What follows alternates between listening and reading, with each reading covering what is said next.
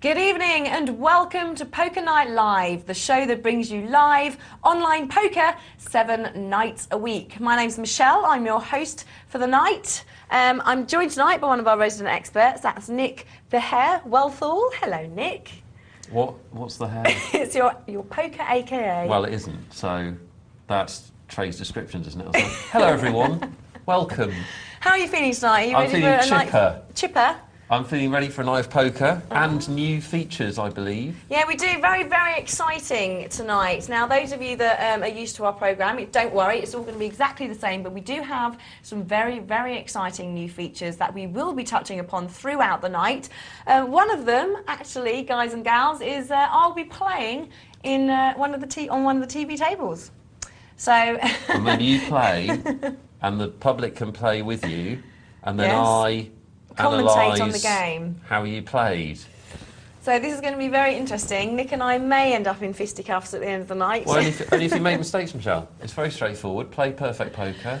Well, I'm going to be doing that a bit later on, and we will be showing that game at 12 AM, so something to look forward to. And some of our other features as well will be coming up throughout the night. But we will be, as usual, looking at cash games, tournaments, and our multi-table tournament. Now, tonight is amateur night, so we will be looking at how the game is played and the structure of poker and how it works. Do remember, if you've got anything to ask, any questions at all, you can do. It's an interactive show. That means we want to hear from you guys at home. There's the text, 62211. That's 4 for £1. And you can also email, which is poker@pokernightlive.co.uk.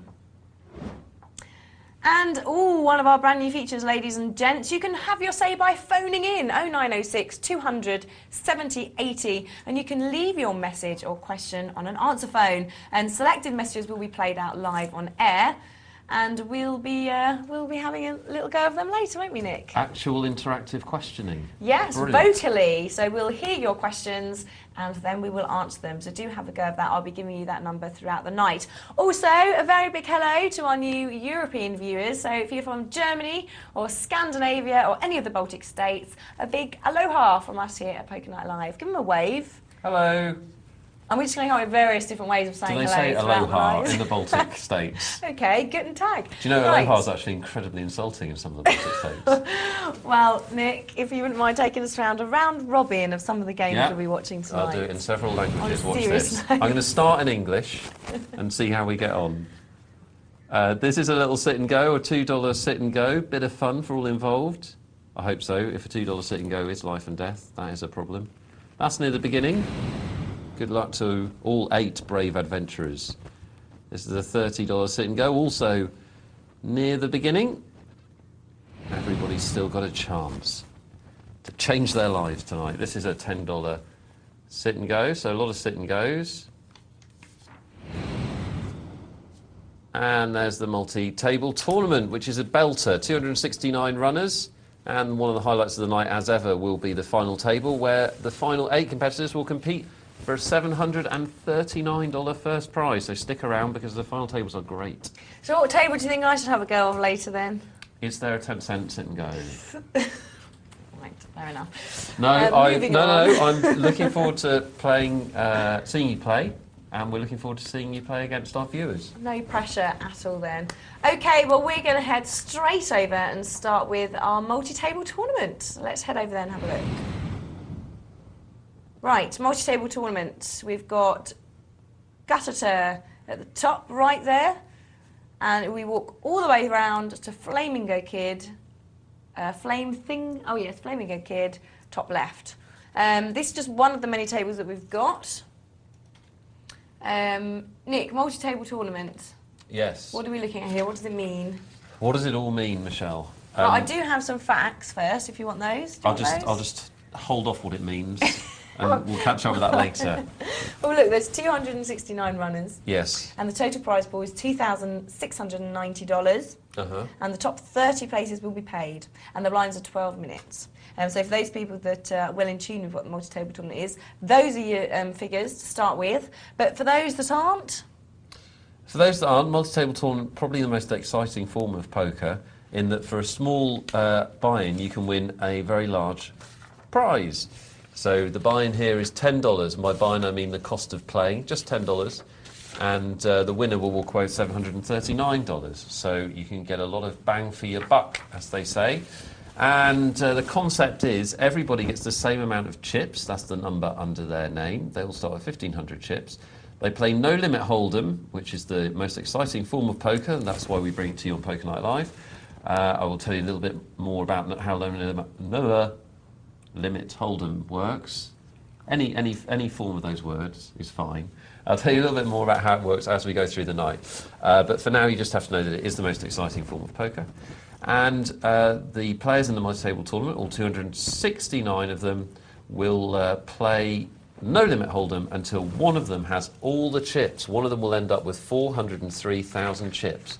When you run out of chips, you're out of the tournament. And it proceeds on a knockout basis until we get down to one player with all the chips, if you can imagine that. Wow. The way it works is that the blinds, which as you can see on screen are 10 and 20 at the moment, go up every 12 minutes, as you said, Michelle. And that forces the action. That means that players have to play. Oof. Win. Nice. Nice. So the blinds go up and up and up, and that means the players have to play, and that means this tournament will probably last about 3 or 4 hours. I'll tell you all about the blinds and what they do in a bit. Okay. But that's your multi-table tournament. So that's the basics of it. Do keep watching and you will get the hang of it. For those of you that are our regulars, see if you can see any of the big names on here that we usually have. I can see Hoofy there. And Snakey, I think I've seen a few times before. Is there anyone you recognise? Any of them others you recognise, Nick? No. Reading FC, they're doing terribly well in the Championship. Are they? Yes, they're going to be in the Premiership next year. Ooh. But I've never seen them play before. Well, Colchester might go up. Playing well, didn't do so badly the other day against Chelsea, That did doesn't they? count in the league, does it? Doing well against Chelsea. It should. Should morally. You're wrong. But they're doing well anyway. Hopefully they'll go up. That's where I was born. Was it? Oldest recorded town.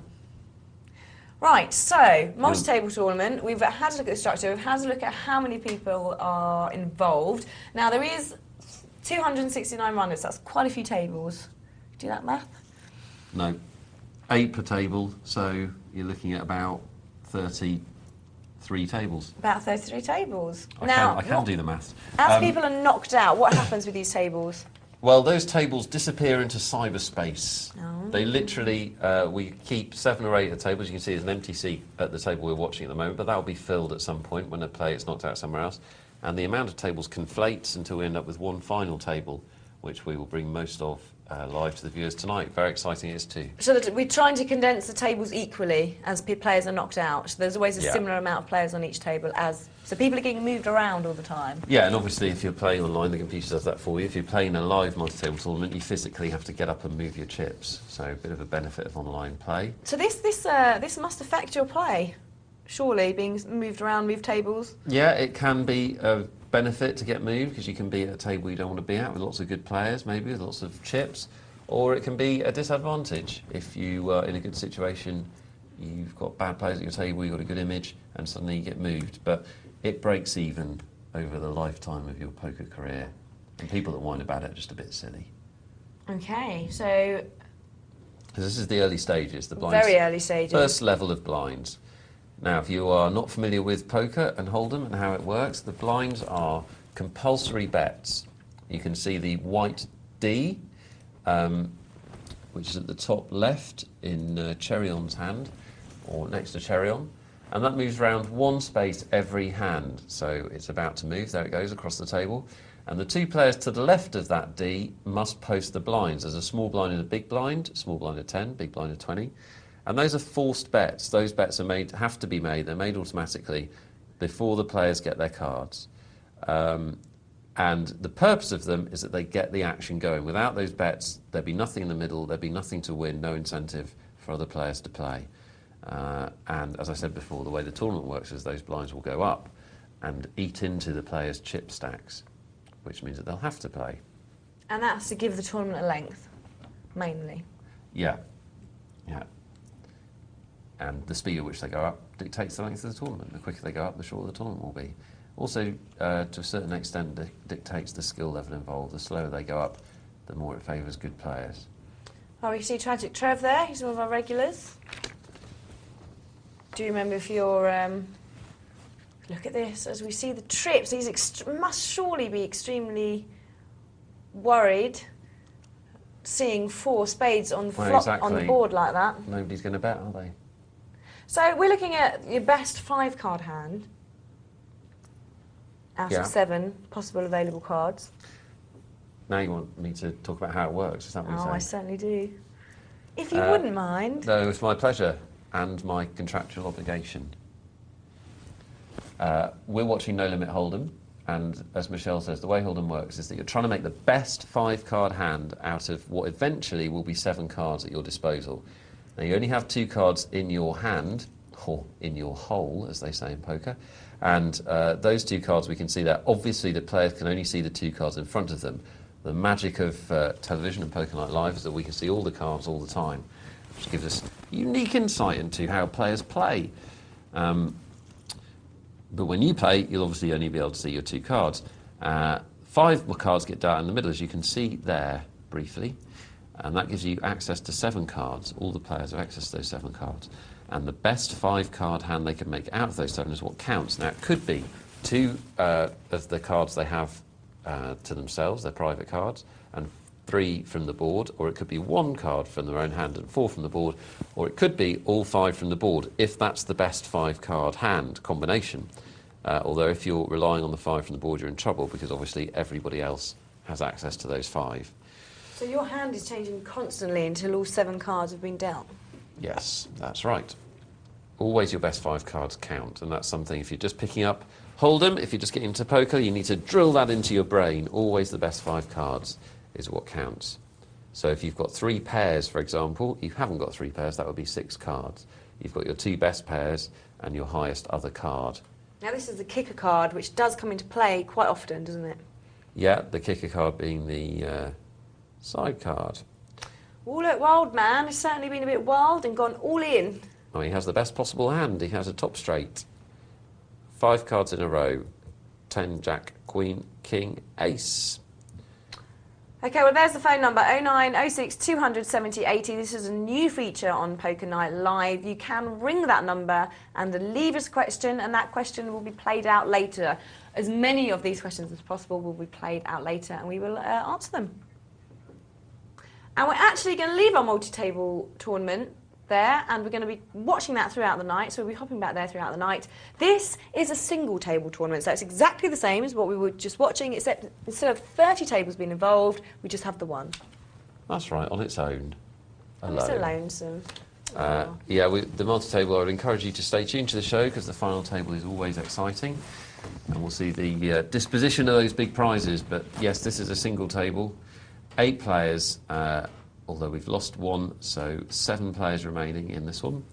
And exactly the same concept. It's a knockout type event. So everybody has the same number of chips to start with, in this case 1,000, and they play No Limit Hold'em, the same game, until one player has it all.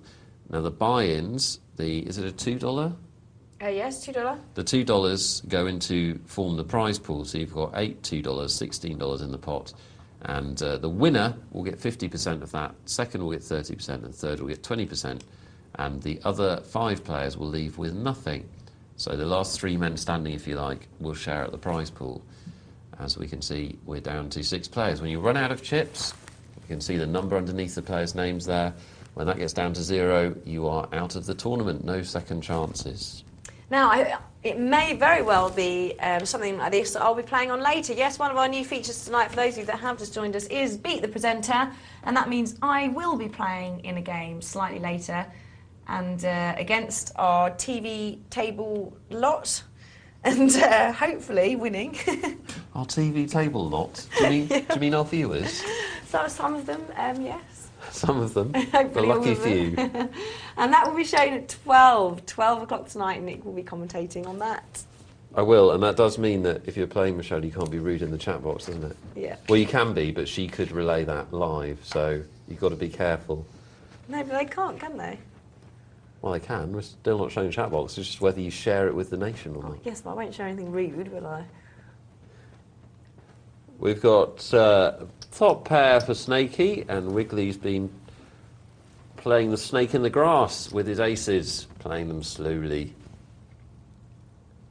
See, now he's got to be slightly worried about a flush, maybe. It's out there. He will be snaky bets again. Snaky just puts in a small bet. Oh, it's raised it up again. There's the leaderboard. You can see that Snaky is well in the lead at the moment. 2 people out. And Cash, 1473, is actually at the bottom. He has the least chips. And that's moved Wiggly up into second place, those aces. After Snaky made a good pass with the pair of queens. The flush card actually didn't help Wiggly at all because it probably made Snaky worry about the flush.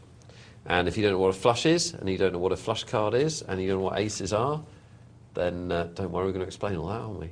Yep, go on then. Right, well, I was hoping we could, we could make it a team effort for once and pull together. Well, we can describe the hands as and when they come. And most of our viewers that do watch regularly will know of the hands. At any point, if you need to refresh your memory on what the hands are, you can pop on the web, have a look on there. So we are looking for the best five cards. So we'll see all sorts of things like 1 pair, 2 pair, 3 of a kind, straights, flushes, full houses. You want to tell everyone what they are?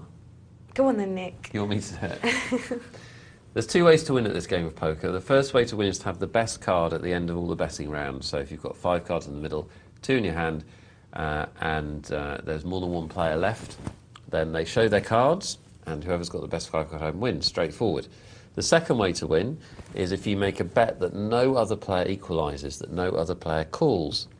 So, as you can see, the bet at the moment is 40, and that must be equalised in every betting round in order to continue. So the players have the option of putting in that 40 or throwing their cards away. So all bets have to be equal before the next cards come out. That's right. And if you make a bet that no one equals, then you win the hand. You win what's in the middle, and you don't even have to show your cards. Which means you could have rubbish cards. You could have nothing. You could be bluffing. You could be bluffing, which is having nothing and representing something. And that's what makes poker unique. As I say, with a repetitive refrain, it's like losing 3-0 at football, telling the other team you've actually scored 4 goals, and them going, "Oh yeah, you have, well done." It's like that. It wouldn't work like that, but it does work in poker. That's what makes poker unique and special. So you can make a bet no one else calls, or as we said, you can make the best 5 card hand. Now, the way that we judge the best 5 card hand is in accordance with the hand rankings table, and that is worked out in terms of the chances of achieving those hands. So the more likely it is to get a hand, the less valuable it is. If you think about things that are rare being more precious, then that's how you can figure out why we give these values to these hands. Yes, we are a dying breed. So, for example, the most common, the most common thing to get is actually no connecting hand in your 5 cards, which would be, say, ace high, and then next strongest is a pair, which is probably self-explanatory. 2 matching cards, say 2 kings and 3 unmatching cards. Next up, 2 pair. Class, anyone? All right, I'll tell you, it's 2 sets of 2 matching cards. Pair of kings, pair of tens, and an unmatching side card. Then 3 of a kind, which is 3 of a kind. 3 matching cards, let's say 3 eights, 2 and 4 quarter inch cards. Even. Yeah, you can have 3 twos if you like, Michelle, yeah. I prefer 3 kings, actually. There we go, 3 kings, Michelle's favourite. And then we have a straight. Now, straight is the only time an ace will be used as low in the game of Hold'em. So you can have a straight, which is ace 2, 3, 4, 5. It's 5 cards in a row of different suits. The highest possible straight is 10, jack, queen, king, ace. So here Snaky has 2 pair with 9s and kings with his queen, but Wiggly has the 3 kings. That's right. So 3 of a kind beats 2 pair. So Wiggly's ahead at the moment. He is. I mean, Snaky surely has to be slightly worried because the board is paired, which means there could be a sat out there and there could be a full house out there. He should be worried, certainly. After straight, we've got a flush, which is 5 cards all of the same suit. So 5 hearts, for example. If 2 flushes go up against each other, then it is the highest rank that counts. You can't have 2 flushes of different suits against each other in Hold'em, but in all poker games, there's no suit order. It's the highest hand ranking that counts. And then we have a full house, which is 3 of one kind, 2 of another in your 5 cards. Very rare and powerful hand. Then the next most powerful is 4 of a kind in the rarefied air. 4 matching cards of the same rank, so 4 kings. And finally a straight flush, which is 5 cards, all in a row and all of the same suit. So 5 hearts, 6, 7, 8, 9, 10, for example, would be a straight flush. And the highest straight flush is also called a royal flush, which is ace, king, queen, jack, 10. I don't think we've seen The one of same suit. those yet on Poker Night Live. Well, I haven't when I've been working. I think there has been, but let's see if we can get one tonight, eh? Yeah, why not? So these are hand rankings. As Michelle said, pop on the web, do a search for poker hand rankings, and you can have one up and visible while you watch the show, if you like. So your hand is going to change drastically from before the flop, where you've just got 2 cards, to after the flop when you've got 5 cards. That's right, yeah. There's 2 key decision points, really, in Hold'em. One is before the flop, and if you're new to the game, it may seem bizarre that you can make a decision based on 2 cards, but the decision you make in the first 2 cards is what separates good players from bad players, actually. And the other key decision is after the flop. After the flop comes down, there are 3 cards in the middle, 2 in your hand. That's 5 out of 7, or over 70% of your hand. So the decision you make there is crucial. But yeah, your hand changes constantly. And the other thing to remember about Hold'em, which is why it's the most popular game, is that you always know the best possible hand. So, for example, we know, looking at those 3 cards, the best possible hand anyone could have would be an ace and a queen in their hand to make a straight. 10, jack, queen, king, ace. Yes. That would be the best possible hand. So you always know the best possible hand. So all the players always know what's possible, which means that with your betting, you can represent different things. And that's why it makes it a very, very subtle game. And that's what makes it such a popular game, because there are so many different angles to it. So how do you collect information on what your players could have in their hand?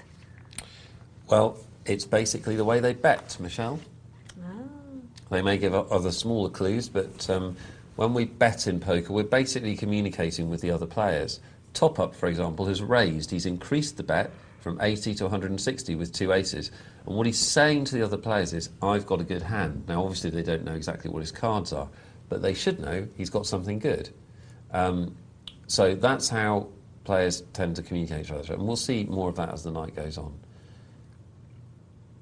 Okay, so here, Top Up can think, right, well, I've got 2 aces, which is an overcard. Somebody could have a straight, because there's 10, jack, queen. Someone with an ace, king in their hand would have a straight, and somebody with a 8, 9 in their hand would have a straight. Top Up obviously doesn't think Wiggly's got this, because Wiggly hasn't put much money in, so he probably still thinks he's ahead. Yeah, it's not a very good flop, which is the 3 cards in the middle, board, which is all the cards in the middle for aces. Ooh. And now it's actually a bad board for aces, because although he's got a straight, jack, 10, queen, king, ace, anybody with one of the other aces also has a straight, so he can't be too confident. And also maybe he won't get more money out of Wiggly, because Wiggly can see that somebody could easily have a straight. That's right, absolutely right. And he doesn't. And Top Up wins with the aces. Okay, well, here is the percentage of played hands won. What does this mean, Nick? Brilliant question. It's their hit rate, basically. It means the number of times that they play. When they play, how often do they win? So Scarlet's winning 2 out of every 3 hands that they play. And by hands played, we mean when they decide to take action with their first 2 cards. So their first 2 cards, they throw them away, or do they play them? And when they do play them, how often do they win with them? And that is their current state of play, using that metric. Well, 10 jack for Scarlet. So what can help our new players understand which of these cards are good cards to be playing with and which aren't good cards to be playing with? Is it as simple as the higher the cards you have, the better it is to play with Yeah, them? there's a couple of ways to decide whether or not your first 2 cards are good. That one is a good one. Obviously, when hands go up against each other, the higher hand wins. So a pair of aces beats a pair of sixes. So yeah, the higher the cards, the better. And then after that, we're looking to build those 5-card rankings. So if you've got a pair in your hand, well, that's a hand you might consider playing, because you already have 1 pair, you're already up 1 step on the hand rankings chart. And if you've got a pair in your hand, that could build to be 3 of a kind or a full house. The other thing that we look at is building towards straights and flushes. Yep. So if your cards are suited, of the same suit, your first two cards, or if they're connected, so say a 7 and an 8 or a 9 and a 10, that has some value. And as we go through the night, we'll look at what makes a good starting hand and what makes a bad starting hand. But I would encourage you guys, no matter how basic your question, because I know we're throwing a lot of information out if you haven't played before, do get in touch, do text or email the show. If there's something you don't understand, doesn't matter if it's the first time you come into contact with poker, we are here to try and make your game better. We are, and we will have a look at these whole cards before the flop as well and see what bets people are putting out and how much people are paying to see the flop with particular hands as well, which should help you out. Well, I do believe we're ready for one of our new features of the evening. You've reached a peak. I've suddenly peaked. Wow. Yes, ladies and gentlemen, we did tell you at the beginning of the night that we'd have some new features tonight. One of them is me playing later and then commentated on by Nick. It's going to be interesting. But one of them is called What's in the Hole? Yes. Very excited about this. It's like an incredibly clever spot the ball competition. It is. Now, before we start the game, this is something we're going to be doing every night. Now, each night we are going to show you a hand. Now, this is a hand that we've picked out, and one of the players' cards are going to be blanked out, so we can't see what they are. Now, the aim of the game is to work out what they have. Now, this is going to be a very skillful game, isn't it? It's about reading your opponent. Well, yeah, it should be great fun, but also it's going to be great practice for you guys. It should tap into what you should be doing if you want to be a good poker player anyway, which is trying to figure out what players have at the table. By what they're betting. By what they're betting. And, you know, I recommend that you do this whether you're in the hand or not. You should try and figure out what the other players are holding. So the information that you'll have in this competition is exactly the information you'd have if you were playing against our mystery card-holding player. Okay, now once you've had a look at this, you can text us in what you think the answer is. The text number is 62211, but when you text in, do make sure you put the word hole first, and then your answer, and then your name. And we're looking for a type of hand, aren't we? Yes. If you want to be flash and guess the actual cards, you can, for extra brownie points that you'll award to yourself in private. But all we need is what type of hand. So does our player hold nothing? Is he bluffing? Does he hold a flush, a straight, top pair, middle pair? That's all we need. We don't need the actual cards, but, you know, like I say, you want to be a fancy Dan, that's your business. Well, shall we have a look? Let's have a look, Michelle. Very, very excited. Let's have a look. This is our first What's in the Hole. Here we go. It's 2 question marks. No, that's just to show that they're mystery. So, we're looking at Clay, top right-hand corner of the screen. It's his action. We're in a cash game, 50 cent, $1. He's got $48.50. And before the flop, he's decided to raise. So what's that telling us? Well, it should be telling us that he's got a strong hand of some kind. So you helping him out there, Nick? Well, you know, it's the first night. You've got to give him a little helping tickle. He's had 2 callers. The flop's come down. Queen 7-5. And as we can see, that's hit both his opponents. 3 5s for Loomis, a top pair for Frankie Doodle Dandy. But it doesn't matter because we don't care what they've got. We only care what Clay's got. He's bet out on the flop. What does that mean? Does that mean this flop has helped him? Does it mean that he's bluffing? One of the guys has raised and he's called. Oof! Loomis has gone all in.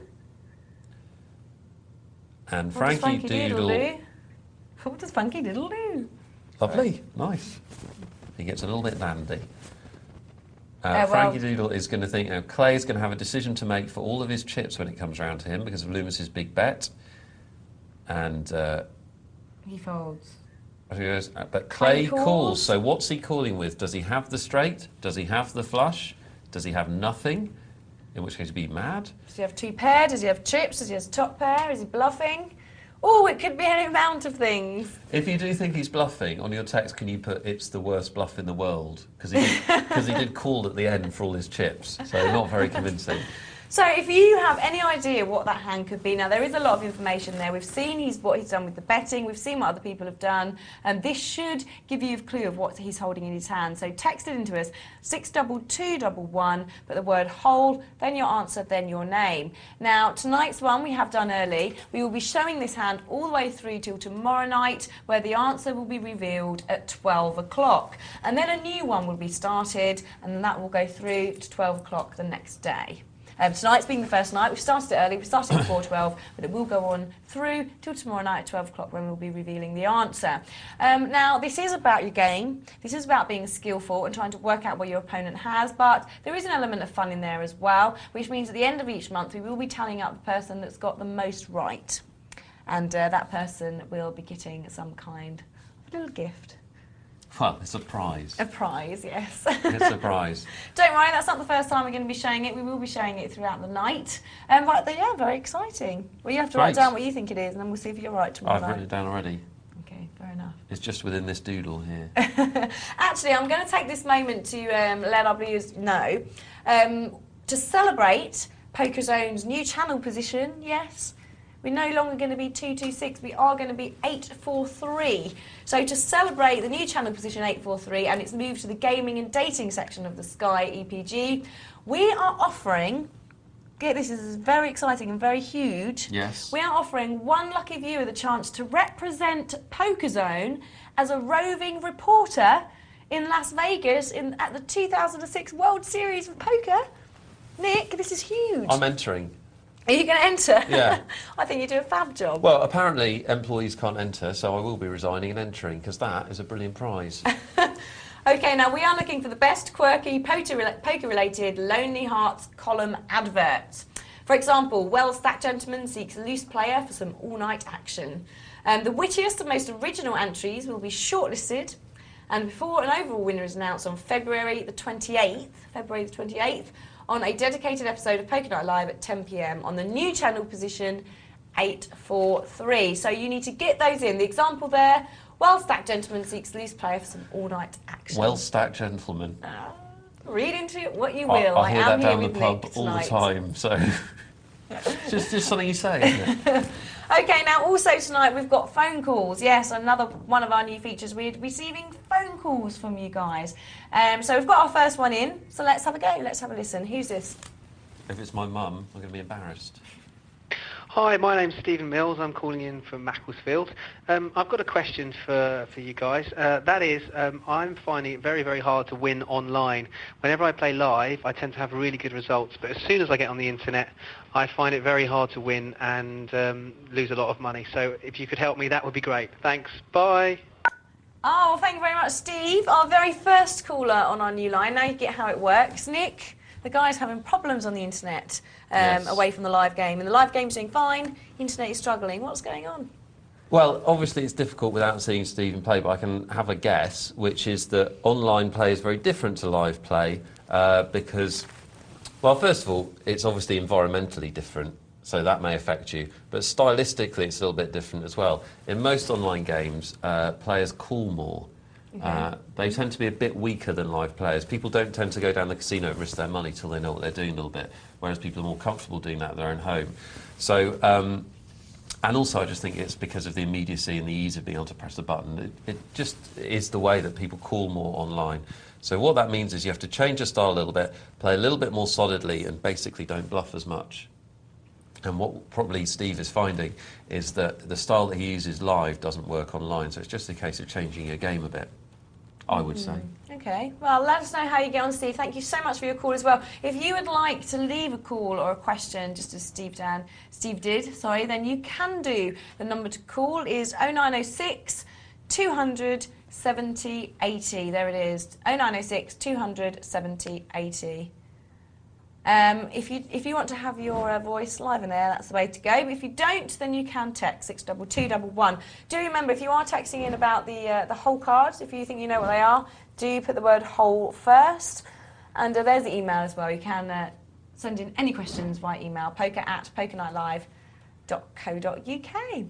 Excellent, and do remember to get those little bits in for us as well. We're looking for column adverts for our poker-related Lonely Hearts to celebrate the movement of the channel from 226 to 843. We're going to have to keep saying this, 843, so people remember. Shouldn't have had the channel 226 tattoo done, should I? Oh, you didn't, I thought I was did showing you? commitment to the channel. Actually, can I say something about the question we just had, Steve?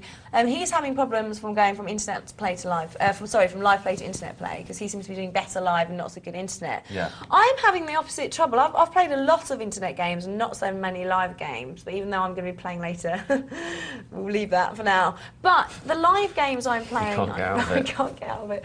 The live games I'm playing, I'm having a different problem. On the net, I can see what's been bet. I can see the chips I've got. I can work out how much it is. In a live game, it seems to all go to pot for me. I tend to call big calls that I shouldn't.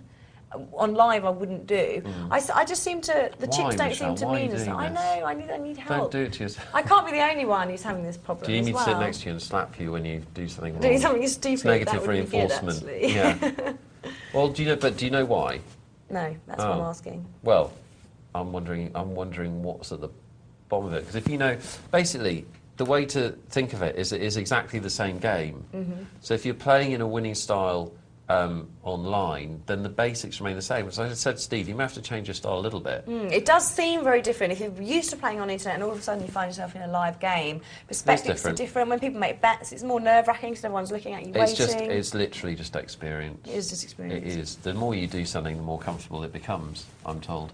But if you've done something twice or 4 times, you're not going to be anything like as comfortable as if you've done it 200 times. And one of the hardest things about going to play live poker is that you're always confronted with people that are at the casino every day, and they seem so relaxed and so comfortable, but to you it's very intimidating. It's just a case of doing it and becoming more comfortable, because it is the same game, and there's no reason why somebody that can do well in one form of the poker, whichever one it is, shouldn't be able to do well at both. As I said, Steve, slight style adjustments, but it's just adapting to your environment. Okay, well, we're going to head over to a sit and go. So let's move straight on to there. This seems very exciting, this competition, doesn't it? This is the same sit and go we were just watching. It's now paused. It's not now paused. It was paused. We're coming back to it. We haven't missed a thing. We haven't missed a thing. As Cash gets his... Oh, I was about to say flopped straight, which he hasn't because he would need a 10, but he has got king, top pair. Gimbroid is all in there. Yeah. He does have 2 pair, but it's just not quite as good as Cash's 2 pair. Classic situation, ace queen against ace king, and if you've just started playing, you may not know. It may seem to you that ace king and ace queen aren't that different. In fact, ace king is significantly stronger than ace queen, and that's why. That's why, because when they come up against each other, that one card makes a difference very, very often. And top up here with the jacks. Be reasonably confident he's got the best hand. He'll be worried about a pair of queens, obviously, but... Now he's been called by Cash. He's probably wondering what Cash has. Yeah, he didn't really bet very much, which is a bit of a mistake because it becomes a meaningless bet. If you just make a tiny bet, then, and it doesn't cost very much for the other player to equal that bet, then he's going to equal it, whatever he's got, because why wouldn't he? So really, if you're going to make a bet, and this will become a theme tonight as we get on to teaching you guys a little bit of strategy. If you're going to make a bet, make a meaningful bet. Poker is a game which rewards aggression, and the reason it rewards aggression is we go back to the 2 ways to win concept. One way to win, have the best cards, but the second way to win, make a bet that nobody else calls. So if you're not taking the lead and making the bets and making the raises, are you taking notes, by the way, for when you play? Oh, don't. If you're not make making the bets and making the races, then you're not taking advantage of both ways to win, and you're basically relying on having the best cards. Well, you know, anybody can do that. It is difficult to be aggressive because you suddenly think, right, I'm not sure if I'm ahead. Now, I want to make the bet, but if I get re-raised, I'm going to have to put it down, and I've lost that bet I've put in. But at the same time, you've got to know, while watching the game, it's the players which are aggressive, which generally are the players that are ahead. Yeah. Aggression, like I said, aggression is rewarded in poker, and it can be difficult to be aggressive, but you will see if you play a little bit, or if you watch the show a little bit, that aggressive players do well, and that should encourage you to be aggressive. Basically, you have to banish fear from your game. Now, obviously, the flip side is you don't want to become a maniac and bet and raise every hand. It's about controlled aggression. But when you do play a hand, we want you to play in an aggressive fashion, because that is the easiest way to turn a profit at this game. Oh, while we're watching this, I actually have a question here, an email from Sean. Hello to you, Sean. It kind of binds in with what we've been talking about with the hands. He says, what are the odds of hitting a flush, and what are the odds of hitting a straight? Flushes seem easier to hit, yet they are a better hand. This is true. A lot of people actually think that flushes are easier to get than straights, yet flush is a better hand. Yeah, they're not. No, easy as that. They're not. That is a strange misconception, but it is one that exists. But flushes are harder to hit than straights. The actual odds of hitting them, it depends what the situation is. When Sean asks what are the odds of hitting a flush, the odds of hitting a straight, it depends from what point. The chances of getting a flush as your 5-card hand, starting from scratch, are less than the chances of getting a straight. Mm-hmm. It's easier to get a straight. There are more chances of getting a straight. And that's why a flush is the higher hand. So there you go, Sean. Thank you very much for your email. Sean, if you want to email back and ask a specific situation, I'll give you the odds for it. But there are so many different scenarios that I can't quote you any numbers because they're a bit meaningless, mate. But if you've got a situation in mind, like on the flop or whatever, then you can always email back with it.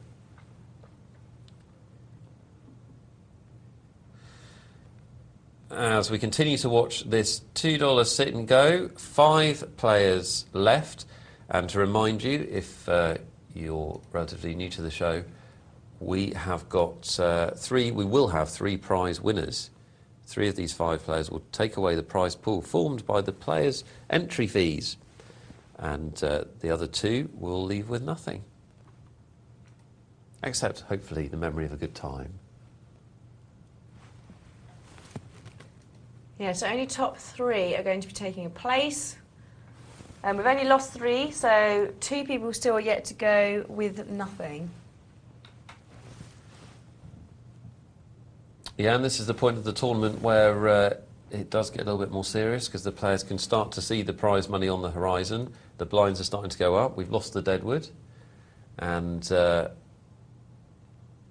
all of these players now, even Cash with his less chips with only 5.30 left, all the players now will believe they're in with a good shot of hitting a prize. Hitting a prize, it sounds like the fair, doesn't it? Roll up, roll up. You may hit a prize. Okay, well, 5-3 for Snakey. He's on the big blind, so it's obviously come in for without a raise. He's hit middle pair, so I suppose he needs to kind of work out. A lot of people won't play with a middle pair, will they? If someone bets at them, they'll just put it down. And nor should they, Michelle. The right thing to do. Middle pair is not good enough. What you need to start doing, once you've got under your belt the basics of how the game works, which, if you watch the show, you should pick up in an evening, actually. Or if you don't, if a player was to, someone who knows was to explain it to you, actually probably willing to take you an hour to get the actual basics down. Poker is a simple game to learn. Complicated game to win. It is tricky to win, certainly. Except for the likes of Nicholas Wealthall. That's it. Well, you know, we have invested, in some cases, years into being better at it. Okay, well, look at this chart. When players fold. Now, this does actually tell us something about a player and how they play and what their style is, doesn't it? Yeah, it does. Basically, this tells us how often they... it basically tells us their style. How often do they throw away their cards? How often do they play them? Either before... We talked about the 2 key decision points, when you get your first 2 cards and then when the flop comes down. Mm-hmm. So as we can see, Gimboyd is playing almost every hand he gets dealt, and that's why he's no longer with us and is out of the tournament, I believe. And then players playing less hands as they go through. Ace-King for Wiggly. And he makes a little raise. I would have put all my chips in there. He's put in 640 and left 430 behind, which is... I don't really see the point of that, to be honest. And potentially a massive mistake, because he's now losing to Scarlet's 3 sevens, and Scarlet may well have thrown his cards away. So you see now Wiggly puts the rest in. Well, Wiggly is short stacked here, so the right thing was to go all in there, wasn't it? Hoping for a diamond. Well, the right thing was to go in before the flop. And he's got Ace-King, it's a good hand. But after he'd made the mistake, he did have to just push all in there. OK, well, we're going to pause that game and come back to it after the break. Just before we go to our break, we're going to have a quick look at the multi-saver tournament, see how we're getting on. We started off with about 33 tables and 269 runners. Total prize pool is $2,690. And the top 30 places will be paid. We will be following this throughout the night and hopefully have the final table at the end of the night. Yes, we'll look forward to that. The final tables have been a great highlight of the show over the last 2 or 3 months. They're exciting to watch and also incredibly informative if you do want to improve your poker game or learn about your poker game. The sit and go tournament we have just watched, we have paused. We will be going back to that after our break. Multi-table tournament will be running throughout the night. So the tables are condensed as people are knocked out. That's right. You can see there's 7 players on this table. They try and keep tables even throughout the game.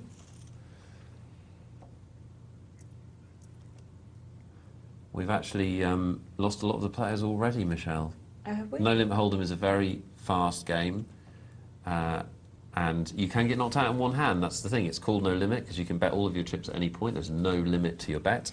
And we're actually down to about 150 odd players, 156 players at the moment. We started with 269 at the beginning of the evening, so they're not hanging around. Clearly these boys are determined to give us good TV. Enigma, a Poker Night Live favourite. Did they start with This 1,500 table? chips? They did. So Magic Pants doing good. I like that name, Magic Pants.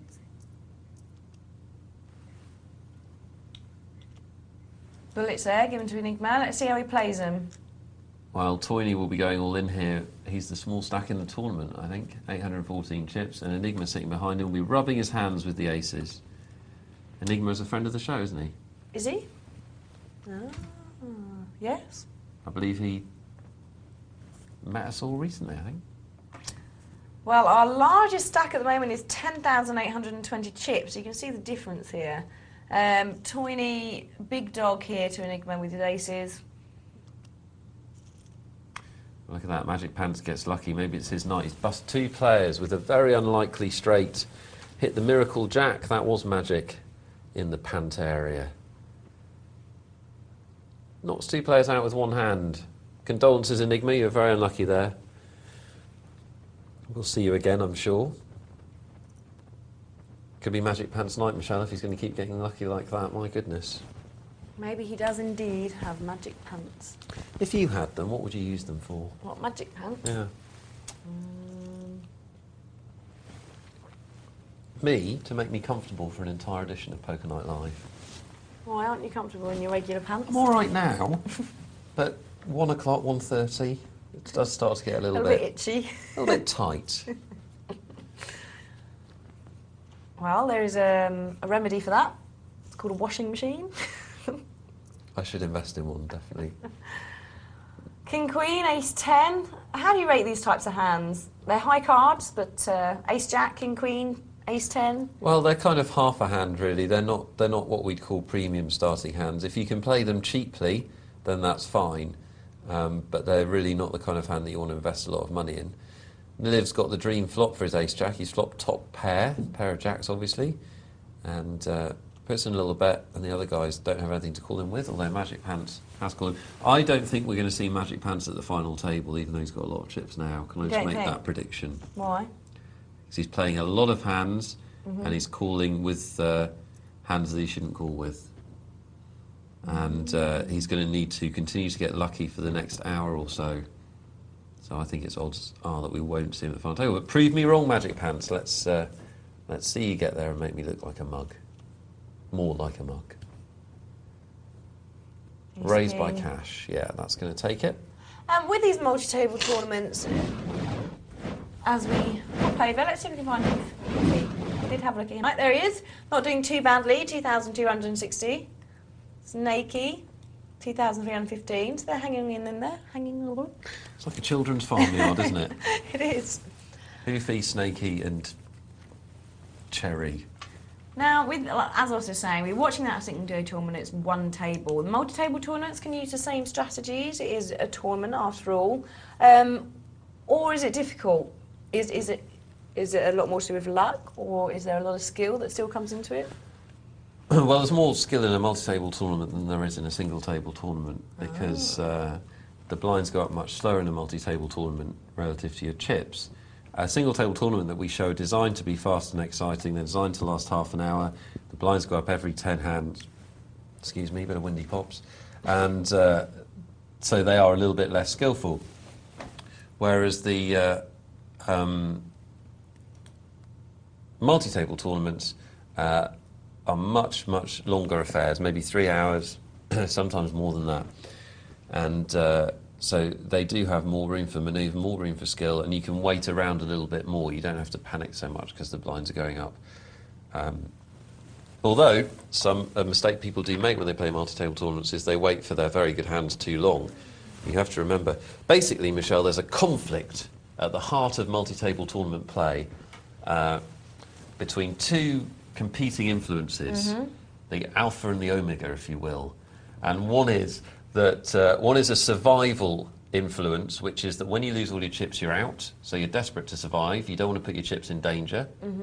But the other is a chip accumulation idea. Because the blinds are constantly going up, you need to build more chips to A, defend against those blinds, and B, compete with other players who are accumulating chips. So you've got two conflicting ideas. One is to survive and not put your chips in danger. The other is to win chips, for which you have to put your chips in danger. And really good tournament players can balance those two conflicting influences. But it's not always easy. Not quite as easy as it sounds. Okay, well, we are going to be heading over to a break shortly. Do remember our new features tonight. If you have any questions that you would like to be read out, if you'd like to hear your voice on Poker Night Live, you can do. The number is 0906 200 70 80. There it is on your screen. We'll be playing as many messages as we can and answering your questions live on air. But do remember that you've got the conventional techniques, the text. Conventional methods. 62211. And you can also email as well, poker@pokernightlive.co.uk.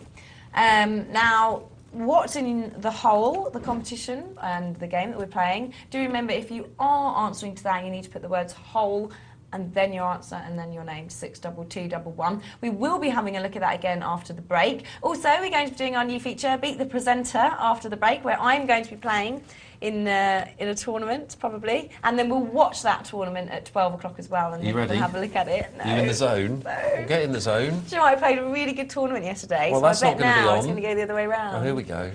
Excuses already. Impressive. Shameless. And then we'll be watching that at 12, so definitely one to watch. And we're going to be doing that every night as well, so tomorrow it'll be one of the pros playing. But we are going to a short break now, so don't go anywhere, and all of those things will be happening when we return shortly. So Nick and I will see you then.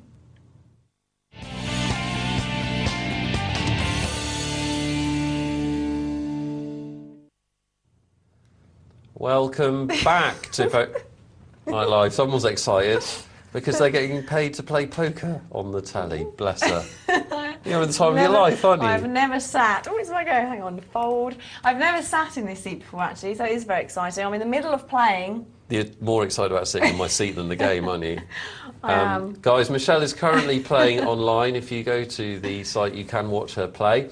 But even more exciting than that, in about an hour's time, we will show you the game and how she did, and Michelle and I will analyse it together, won't we, Michelle? Hi, Balrog. She started playing about 2 minutes ago. Are you still in?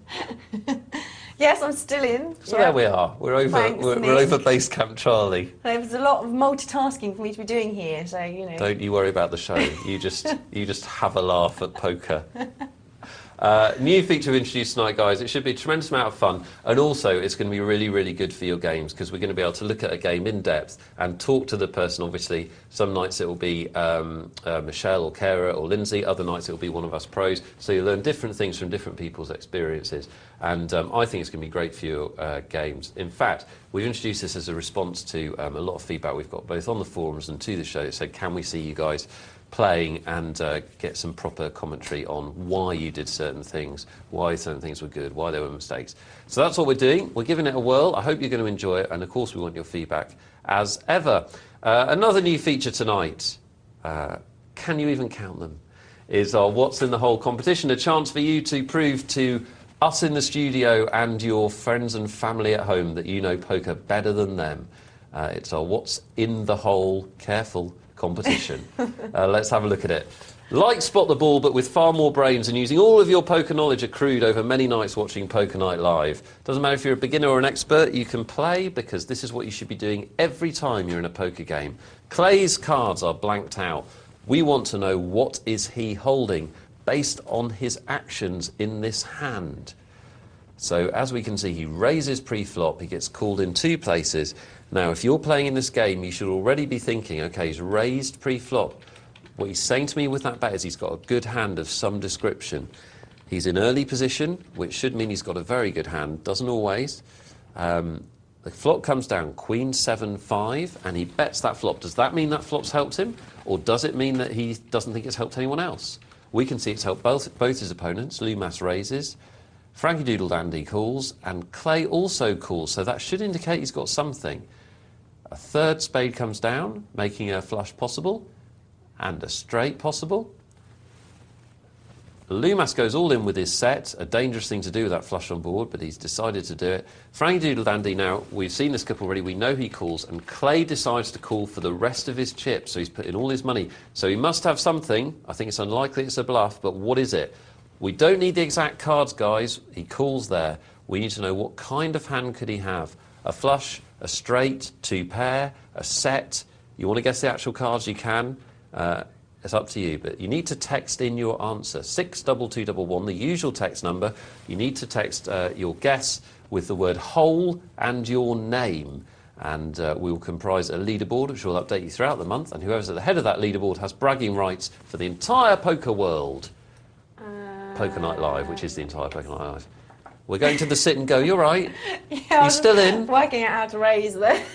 Try and stay in for a bit longer so we've got some highlights.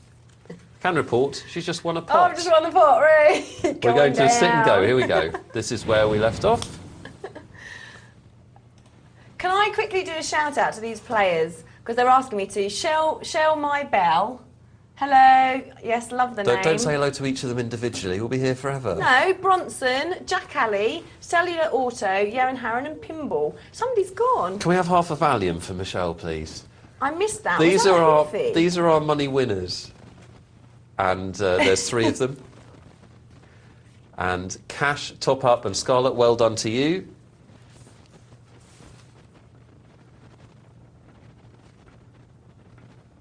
Hang on a minute. What am I doing? And they are sharing the $2 buy-in prize pool. So $8 is what they're playing for, which is enough for a movie entry if you go during a matinee.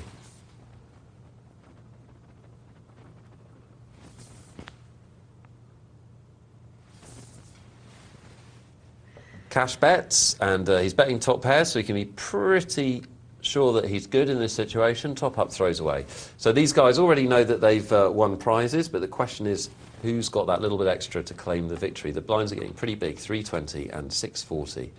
A threat to all of their stacks. And a quick update on how they've been playing, and you can pick out the players that have made the money. Different styles for different players in the money, actually. So you're watching a tournament as well?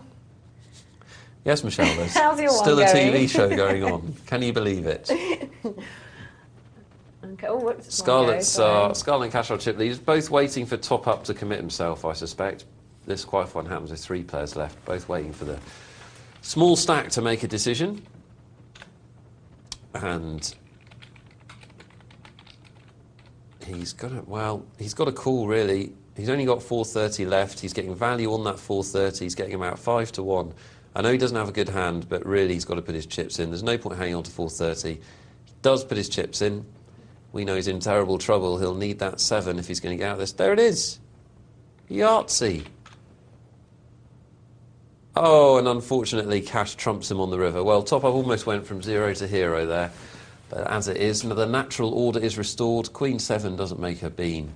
And top up goes out in 3rd place. And we're left with a very one-sided heads up. Cash versus Scarlett. Cash has got all the chips. But if you've seen one of these sit and goes before, you'll know that it can change extremely quickly. Extremely quickly. By heads up, if you're new to poker, I mean 2 players left, and this is the most aggressive form of poker. Only 2 hands are dealt, so the likelihood of a strong hand coming out is very slim. And what happens then is, to prove the show's live and to make me a monkey, somebody gets dealt a pair of kings. That's how it works, unfortunately for me. But that's very unlikely, so you should play aggressively with 2 players. In this situation, Scott's an incredibly strong position and takes down that pot and starting to fight back. Could see a good comeback. So you're looking at heads up now? So does the heads up play become quite different? I've just been talking about that, Michelle. If you are going to be distracted from your main purpose, which is to win the game, could it be salient? Scarlet hits the ace and races into the lead. And now takes the chip lead. We've seen a big turnaround in our heads up. For those of you just tuning in, wondering what's going on, I'm commentating on the game, and Michelle is playing in a poker game. I'm playing in a poker, and do you know what? I've got to start concentrating, otherwise I'm going to go out. So I really need to watch what's going on here. Please do concentrate. I'm not allowed to ask you for help either, am I? You can, but just do it non-vocally. That's going to be a bit hard. Do it in sign language. We'll be watching Michelle's game and analysing it with her at 12 o'clock. Yes. Something that's making her tremendously excited, stroke nervous. Right, here we go. Come on, give me a hand. In our heads up, both players have made a pair of kings. But Scarlet has the kicker, and Cash really had to call there. Things haven't gone Cash's way in the heads up. The blinds are massive now, so things could still turn again. We could still see another comeback for Cash. Look at those blinds. 1,280 just to be involved in the hand. Scarlet hits the 4. This could be all over if Cash commits his chips. 2 pairs for Scarlet. And Cash has to throw away. Didn't have anything. Cash is going to have to play now whatever his cards are. Oh, and he doesn't. That is a mistake, I'm afraid. He's left himself with 620. The reason that's a mistake is even if he wins this hand, he's still not going to be competitive. And he's not going to win this hand, I'm afraid. Scarlet, great comeback in the heads up, was down to about 1,500 or less in chips and ended up taking home the first prize. And Scarlet, do email us in and tell us how that felt. poker@pokernightlive.co.uk is the email. Here's how the tournament went. And you can see the comeback for Scarlet at the end.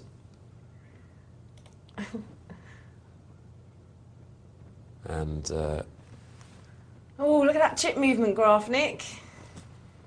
so there we go. Hope you enjoyed the sit and go, guys. Great comeback by Scarlet at the end, which was a turnaround. Look at Michelle taking time out from her busy career as a high-stakes poker player. This is really hard to multitask. Look, I've got another hand I've got to deal with. I know. Please try not to give anything away about the game.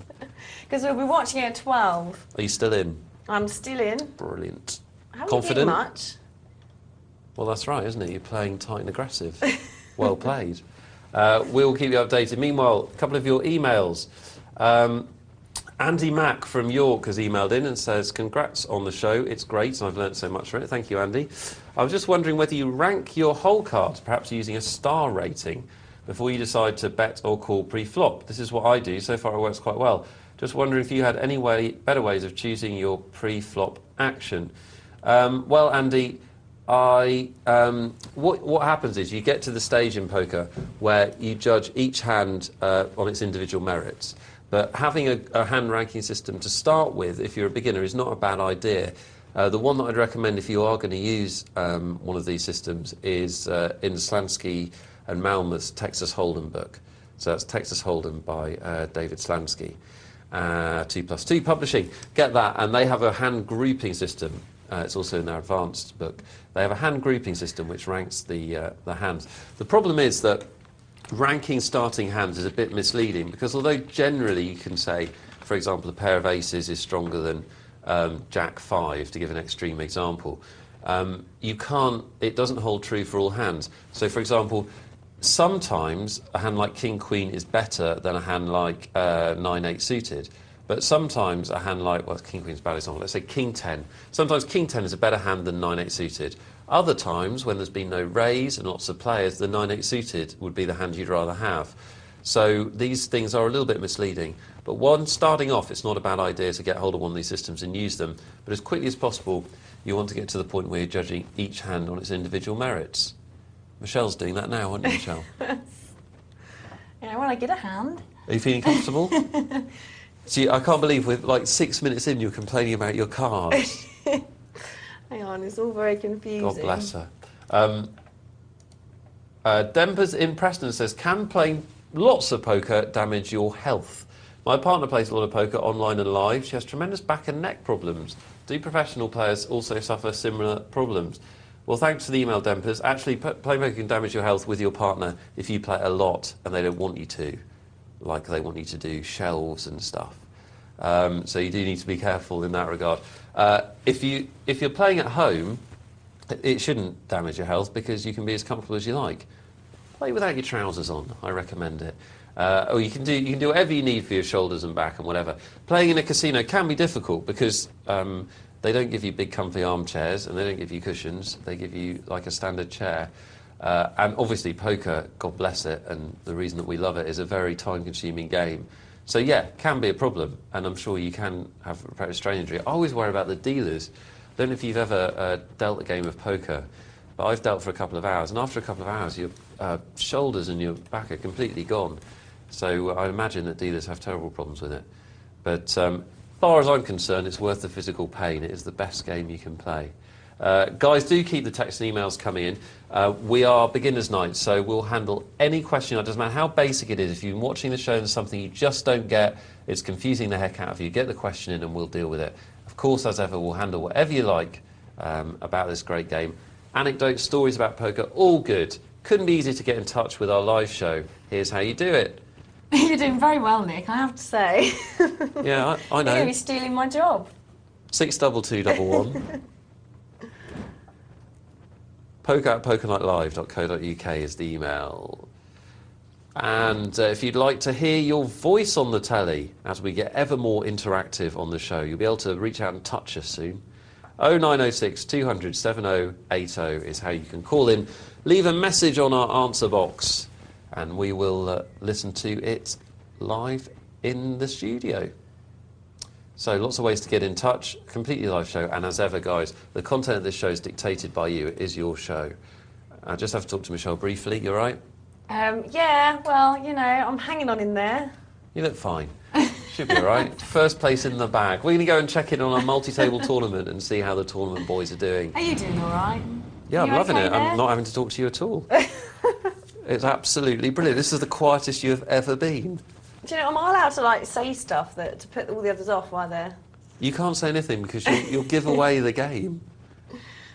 You can say how you're getting on. Are you enjoying it? Yes, I am. I'm enjoying it very much. Good. This is our multi-table tournament, and we can see Robo sitting pretty with a pair of queens. The blinds are up to 100 and 200.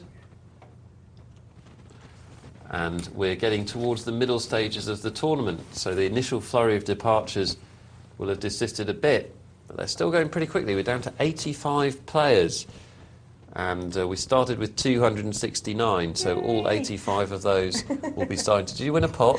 Yes. Michelle's won a pot, everyone. Sorry, pinball. And we've got a chip leader of 12,235, so that gives you some idea of... what these players are aiming at. So Robo's 9,000 is one of the biggest stacks in the tournament.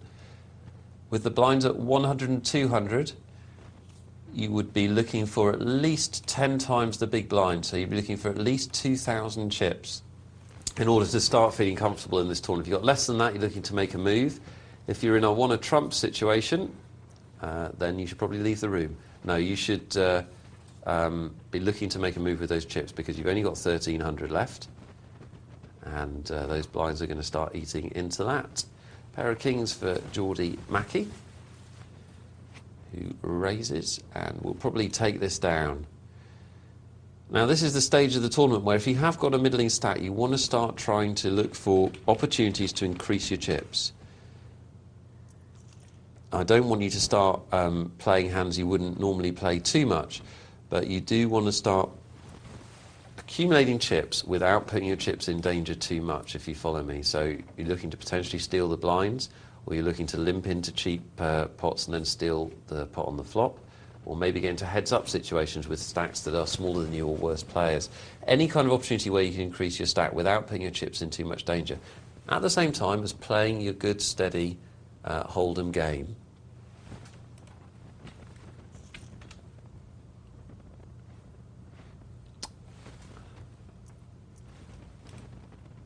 Round they go, and the kings have moved round. I want a trump's got them this time.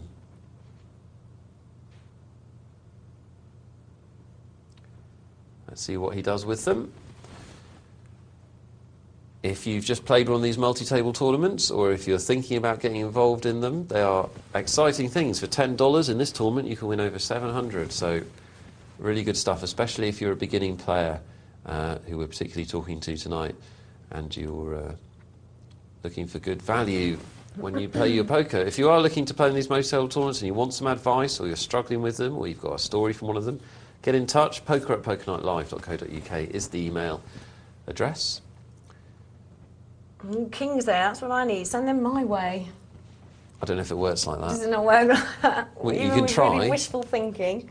I'll give you the king's vibes. I want to Trump finally goes all in with the kings, and that's a very good board for kings.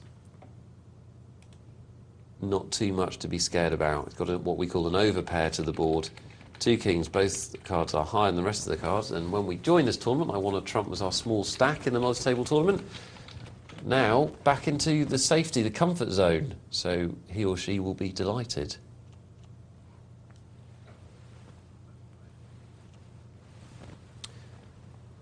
Given is going to win with the aces. That's a given. Sorry, I'll get my coat. It's a free B. I hope you enjoyed that little bit of a multi-table tournament. As ever, I'd encourage you guys to stay tuned, because the final table is the highlight of the show. Always exciting, and always a chance to learn a lot. How are we getting in on, Michelle? Hold on. You're in a hand, so I'm going to try and distract you. Let's have a look. She's got a decision to No, make, gotta- and if you stay tuned, you're going to find out what that decision was. We're going to analyse Michelle's game at the top of the hour. We have introduced another new feature tonight, which is the ability for you to phone in your questions, so we can hear your beautiful voices. And I believe we've got one on the line, so I'm now going to stare into space while we listen to it. Here we go. Hi guys, great show, fantastic work, keep it up. Little query for you about how to play jacks in middle position early on in a tourney. Get a lot of loose callers on this, wondering whether I should go all in with these, or maybe I should be waiting for premium hands. Any thoughts appreciated? Okay, jacks in the middle stages of a tournament, middle position, early stages of a tournament. Jacks are a treacherous hand in tournaments because they do have strength. Do you think that? No, I'm going to be all in for all my chips. I'm running out of time. Michelle's gone all in. Exciting stuff. Yeah! And she's won. I didn't need to tell you that, did I? Oh, high fives. High fives. Sorry, Cool. Pinball. It must be exciting to see the It's really celebrations nerve-wracking. Why without were you seeing the nervous? actual hands. Guys, we're talking about jacks in tournaments, Michelle, and how you play them. They're very, very difficult. There's one writer about tournaments, Darryl Shearer, who advocates throwing away jacks in the early stages of a tournament and only playing them when the blinds get big. That's an extreme answer to the problem, but they are difficult. One rule of thumb I give you is if you decide to raise with your jacks, and sometimes it's equally valid to just call, sometimes you want to raise, probably 60, 70, 80% of the time you want to raise. If you raise and get re-raised, you are never far wrong if you throw those jacks away.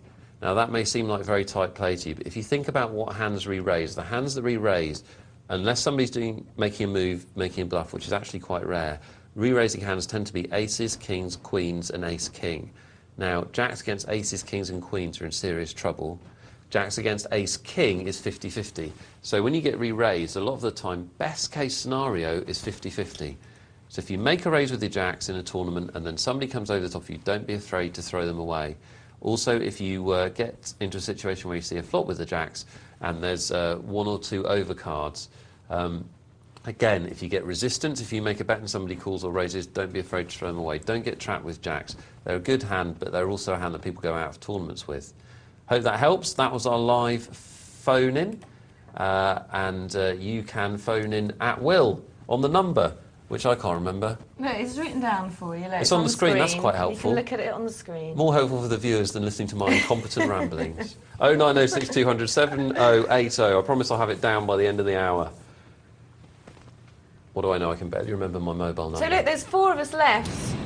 There's 4 of you left, Yep. and you're one of the 4. So I could be bubble here. Well, don't be. Well played, Michelle. We're off to our 2-4 cash game as we try to mute Michelle's ecstatic celebrations Hang on a minute. as she storms to victory, as I think we're all guaranteed. We're all sure it will be guaranteed anyway. This is our 2-4 cash game. So bigger cash game, guys, as you can see, significantly more money on the table. The players can put down up to $400 when they sit down. Minimum of 40, I believe. But as we can see, Given has made a big profit on his buy, and he's up to 1,315. Posio 892, Dartmouth 599. All these guys are well over the maximum buy, so they've made a profit for this buy. This is a significantly sized game. In the poker world, there are much bigger games. There's enormous games where you can bet millions, literally. But this is a significant sized game to most normal people walking around the streets who would consider investing money on a card game. Interesting hand, as we see Posio has 2 pairs, 7s and 8s. The chosen one has a straight. And so a bad situation for Posio, although the fact that there's obviously could be a straight there, a 9 or a 9 and a 10 or a 4 would make a straight, and there could be a flush there, will actually save him some money because he'll be wary of his 2 pairs, especially now with 4 cards to the flush. 4 spades. I'm trying to get involved. Let me get involved every now and then. Oh, whoops, it's my go. Hang on. It's quite exciting, isn't it, folks? Oh, it's very exciting. It's me, Jack Elliott. Oh, am I not allowed to say? No, you're not allowed to say, Michelle. We're going to watch it, all right? Come on, try and think ahead. Oh, it's very exciting, though. Good. Well, that's good for the viewers when they stay tuned to watch what you're definitely not going to give away. I don't think we should even say now how you do from here on in, to be honest. Yeah, okay. I won't say anything else. Because that is going to ruin it for everyone. As I was saying, this is a significant cash game, and you can win or lose several $100s in an hour or 2. So you want to be comfortable before you put down your money. Most of the players in this game do know what they're doing.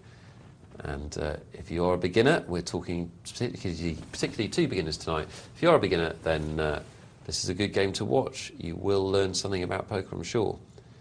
Posio makes a raise on the button. The 2 blinds don't want to equal that bet, and so he wins without showing his cards. He could have had anything there, of course.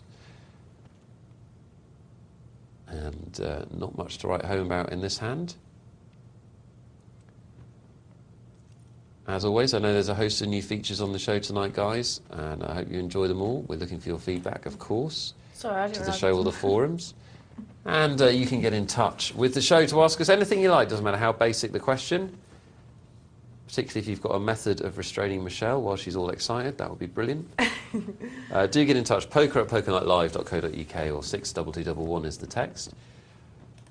Ace Jack for Given, our big winner on this table, and he doubles the blind, which is actually a smaller raise than standard.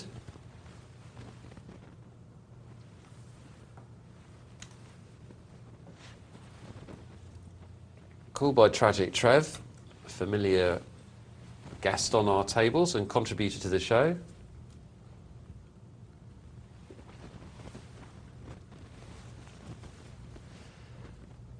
Neither players hit their hand, and this is where aggression can pay in poker. If one of those players had bet at any point, they would have won that hand. Tragic Trev sitting with the ace-9. Doesn't have very much, but then again, his opponent Given wasn't betting, so in the language of poker, he's probably not got very much. So a bet there by Tragic Trev, a bit of aggression, would have won in that pot that otherwise he actually lost. There's the winning hand types at this table. 2 pair, often the most common winning hand in a game of Texas Hold'em. Does vary a bit sometimes. Is it always 2 pair? It's very often 2 pair. Certainly over all of Texas Hold'em it's 2 pair. I guess we could have an anomaly which would be something different. Down to 6 players on this table. And that might well make the players play some hands they wouldn't normally play, might make them get a little bit jiggy with it, we'll see. Given's got a real hand, a pair of 10s, he'll probably raise. Let's see how much he wants to raise. Remember, guys, just to keep you in the picture, he raises 4 times the big blind. We'll have the final of our multi-table tournament later in the show. And at the top of the hour, we're going to have the game that Michelle is currently playing in live. We're going to run it for you and analyse her play. The Wires goes all in with ace-king. Didn't have many chips left. Given has an easy call because it wasn't for too many chips. Slight favourite over the ace-king. Oh, and the Wires hits the pair on the end. Had to wait till the river. Texas Hold'em, the cards are dealt individually at the end, which makes it more dramatic. But actually, before any cards came out, that was roughly 50-50. The 10's a slight edge, but not this time for Given. The Wires hangs on perilously up to $73.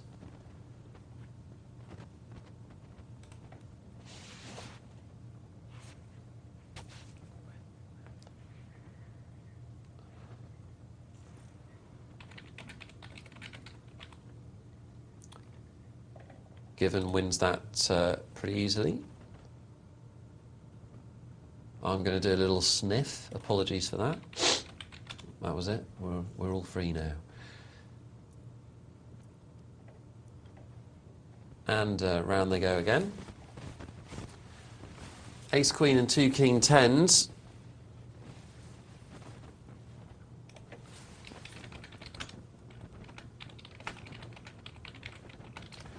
And the King 10 Prozio call's not a move I'd recommend, but on this occasion he's got lucky with it. He's hit his King. Pretty much guarantee that if you're calling a raise with King 10, then the raise has got a better hand than you, because people only raise with good hands. Typically.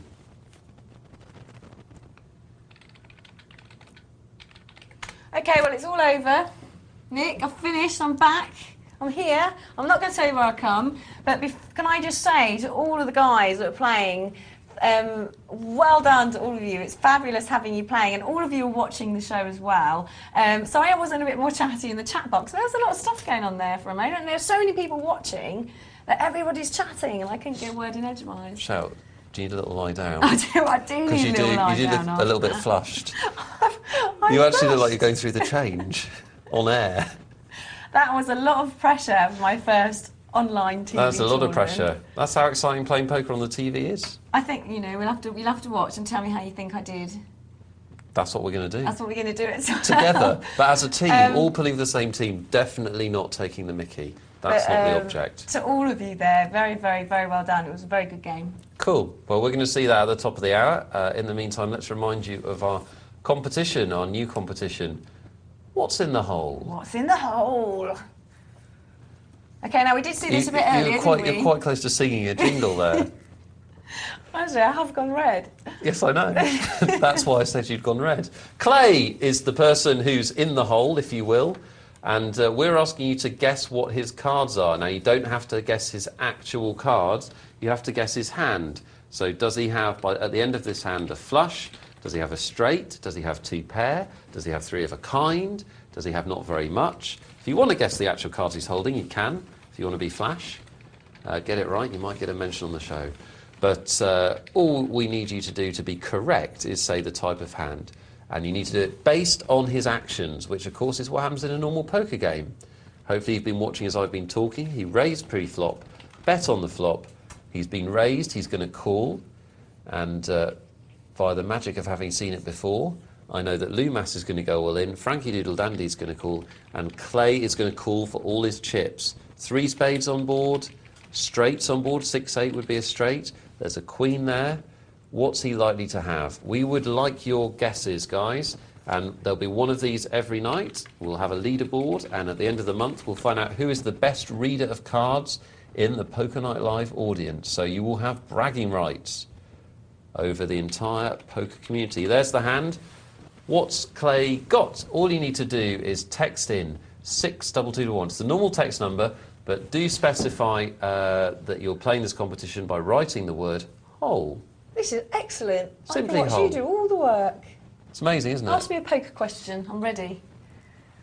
What's in your hole is the competition we're playing. So put hole and then your name and then what you think is in the hole. My poker question is, did you enjoy the competition you just played in? I really enjoyed it. I would enjoy it more if I could concentrate on it a We bit don't want to know more. anything about it, but did you... Are there things you wish you'd done differently? Were you happy with your play? Don't tell us the things yet. Happy with your play, not happy with your play? I didn't play as well as I do at home, but happy with what I did. Cool. We'll find out. We're going to go back to a cash game that we were looking at before. Keep the text and emails coming in. Remember, ask us anything, guys. poker@pokernightlive.co.uk is how you do it. Look, Juan Pablo here asks you if you're up for a game, Nick. Yeah, totally. I'll get fired, but yeah. No, well, we'll all be having a go. All of the presenters and commentary team will be taking it in turns to play a tournament on pro and amateur nights. There'll be one every night. So, Juan Pablo, you will get the chance to play me. You'll get the chance to play all of the guys. Should be lots of fun. And as I said before, this is a feature we've introduced based on feedback from you. You wanted to have a more in-depth look at a game, more analysis of a game, and see us play and have the opportunity to play with us. So we hope you enjoy it, and we look forward to your feedback on it. We think it'll do very well. I think it's going to add a lot to the show. Tragic Trev makes a raise and takes it down, one of our regular viewers and contributors. And he's got a decent-sized stack, but not the biggest. We've got 3 bigger stacks, Dartmouth, Posio and Given sitting on 3 times the maximum $400 buy-in at this table, so he's had a very good night to this point, or at least on this buy-in. Good for Given. You have to work now, Michelle, you're not in the game I'm anymore. working. I was just reading some of the comments that were made during the game. There were lots of people watching. Of course there were. You're a poker TV star. Good TV star. Okay, let's... back to the game then. Back to work. Well, I did enjoy that. It was a great feature. I look forward to seeing you play, actually, Nick. Yes. That'd be good. Yes, it'll be lovely. Kings v Queens. Classic battle. Well, Spree has been unlucky in that Dartmouth has hit the king, and well, Spree called a bet on the turn there, and that's an optimistic bet. The thing is, he's sitting there with queens, and I understand he's trying to sort of slightly bluff at the pot and represent something, but you've got to start thinking about the 3 levels of thinking. The first level of thinking, which we've talked about tonight, is what are your cards, what are their strengths, how do I play this game? The second level of thinking is what does my opponent have? We've seen with what's in the hole that you have the information to make that decision, which is their betting patterns. If there's an ace and a king on the board, and you have a pair of queens, somebody only needs a king, or an ace obviously, to be beating you. And if they keep calling your bets, then you have got to think that they've probably got you beaten. Because if you're getting called a lot by one particular player, I mean, I suppose it does mean either 2 things. Either they're just coming in for the ride to try and catch a card or catch a draw, or they've got the nuts hand or a very good hand and they're just trying to trick you and get as much money out of you as possible. Yeah. Yeah.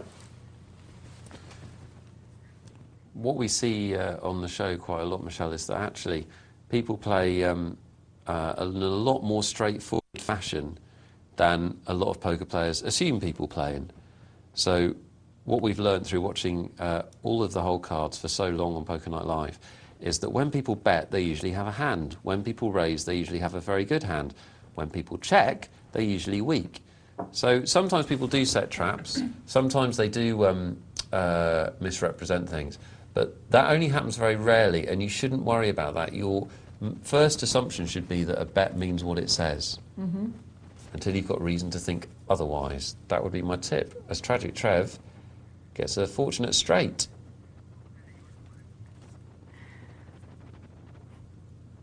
Ace Jack for Pottier. Oh, here we are. When players fold. So again, this tells us a bit about their style of play, whether they're quite aggressive or quite passive. Yeah, it does. So the tighter they are, the lower down that, the higher up that chart they'll be. The tighter player they are. So the Y is there, 84% pre-flop. He's a relatively tight player, whereas Spree at the bottom is pretty loose. Yeah, Tragic Trev has watched the show and learned from both his play and our comments, I'm sure.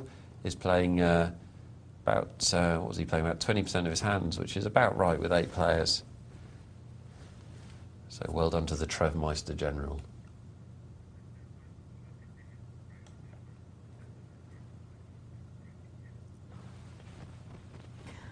Jack King, potential ace 9 here. 6-7 suited. Dart Muser. So 2-4 cash game is relatively good players at this level, do you think? Well, you'll get a mixture at this level. I mean, you get a mixture at all levels of poker, because the great thing about poker is if you've got the money, you can play in the game. It's not like tennis where, you know, you have to qualify for Wimbledon or something like that. If you've got enough money, you can play in the best poker game in the world. So you do always get a mixture of poker players no matter what the level, but generally speaking, the higher up you go, the better the players. At the 2-4 level, yes, players are starting to know the game, and you will run into some professionals, you will run into some people making their living from the game. But you will also run into some amateurs with plenty of cash. So it's a mixture. Is this true? Because I've had this argument with my dad, actually, that says to me, oh, only call it, it's only $2. I'm like, Dad, it's not only $2, it's 8 times the big blind, which I shouldn't be calling with King 9. That's right, that's the point. And that's the point. You need to, rather than playing in relative to what you've got, it's playing and thinking in terms of times the blind, not, oh, it's only a couple what it's of worth quid, in the game. If you're not taking the bets and raises seriously because of the amount of money that they are, then you're not playing the right game. You should be playing at a higher limit, because you won't play winning poker unless you're taking the bets and raises seriously. So, yeah, you're absolutely right. It's the context of the game. I think we're going to take another phone call. Oh, fantastic. I missed the last one. Did you? What were you up to? I was very busy. Yes. John from Hounslow. I play mainly small stakes games, low stakes games, and I'd like to know how to play small pocket pairs, please. Thank you. Small pocket pairs. Small pocket pairs. John there from Hounslow. Thank you very much for your phone call. Thanks, firstly. Small pocket pairs. Oh, do I have to answer this now? I'm in this seat. No, you don't. You're not allowed. Fair enough. Small pocket pairs, well, they don't have very much value, and the reason they don't have very much value is when the flop comes down, most of the time, by small pairs, we're really talking about 7s and below, so pair of 5s, pair of 3s, whatever.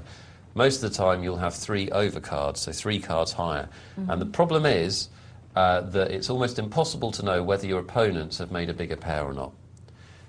What you're really looking to do with a small pair is hit another one of that rank. So say you've got a pair of 3s, you're looking for another 3 to make 3 of a kind. That's where their value lies. But that will only happen once every 7.5 times. So you don't want to be paying a lot to do that, because it's an outside chance of happening.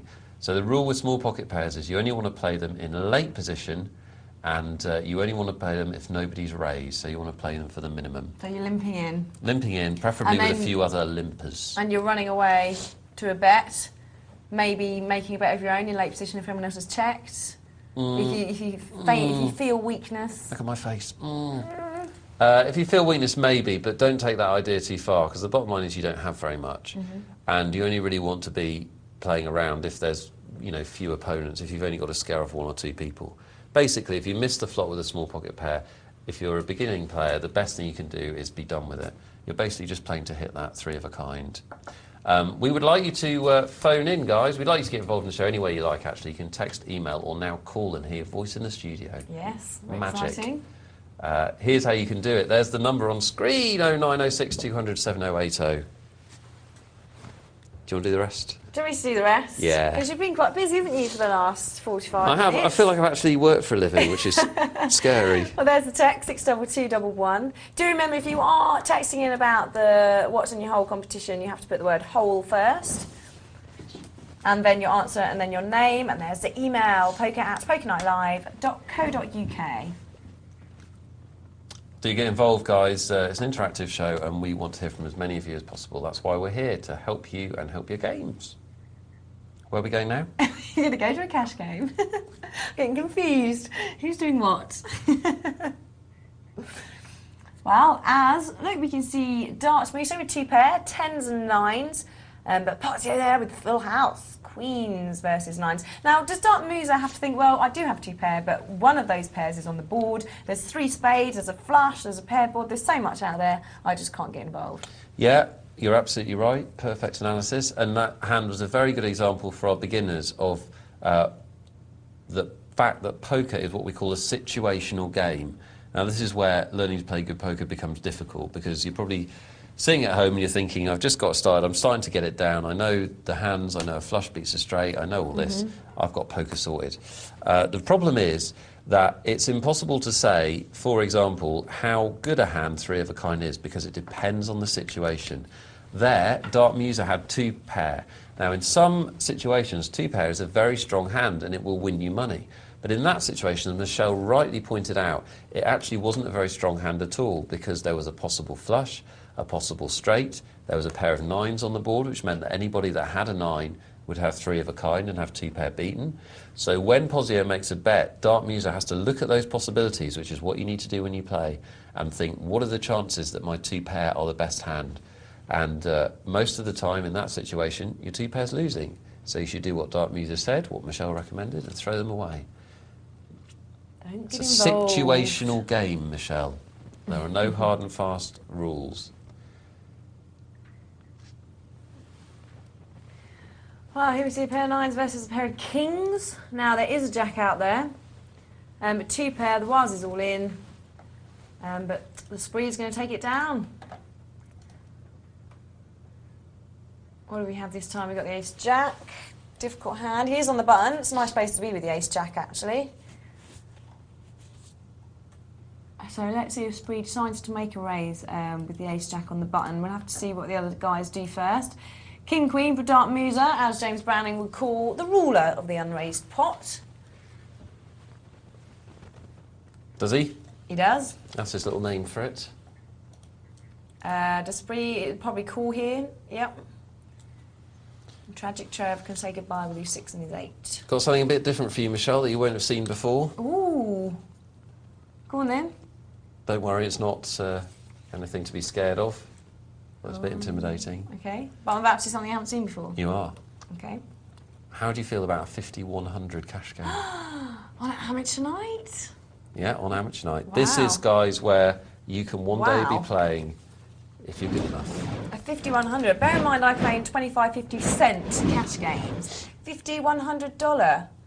No wonder there's only 2 of them. So by 50-100 we mean the blinds, which are the forced bets. So yes, that does mean what you think it means. You have to I've put never in seen this before. $50 and $100. I know, exciting, isn't it? Wow, you were right. I told you I'd show you a good time tonight. $50 and $100 Always you do. have to put in before you get any cards. That's $100 goes in before you even got cards. That's mental. Mental.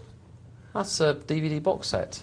That's so much money. It's a lot of I want money. to play on this. Can you spot me a few quid? Spot you 10 grand. $10,000 is the maximum buy-in, so that we've only got 3 players, but we've got $30,000 at the table. This is a real chance to see the big boys go at it, guys and girls, and we don't get to show you big games on Poker Night Live too often, because obviously there's fewer players playing at this limit and the games don't come together. But we do bring them to you when we can. And I hope this is a little treat for you at home, and I'm sure you can't quite comprehend the sums of money they're dealing with. $400 Confucius opening raises, and Fathom Net calls him. Now the thing to bear in mind is that, as Michelle said before, the amount of money is actually irrelevant. It is the same game, and we still think in terms of how many times the big blind we're betting, what percentage of our stack we're betting, what percentage of the pot we're betting.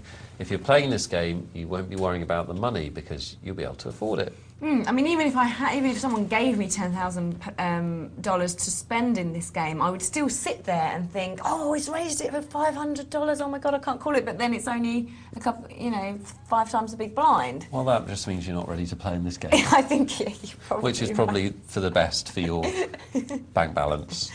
Yeah. Now these players, there's only 3 of these players, so they're playing what we call short-handed, which means literally they are short of a few players to make up a full game. And this means that we were talking before about being selective about what hands you play at the start. Well, you can play more hands now, and there's 2 reasons for that. One is that the blinds come round a lot. There's 2 blinds every hand. So you'll be playing a blind 2 out of 3, paying a blind 2 out of 3 hands.